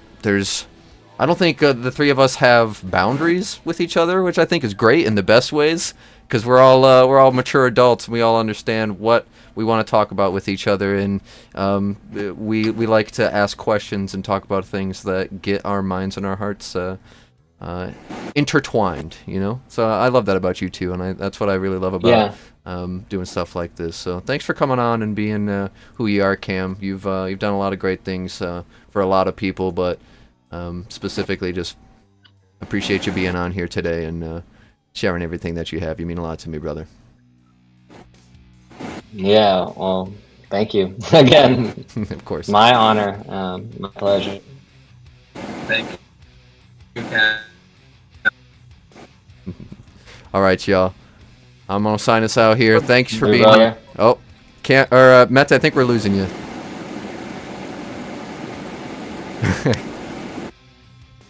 At least he has a charming smile on.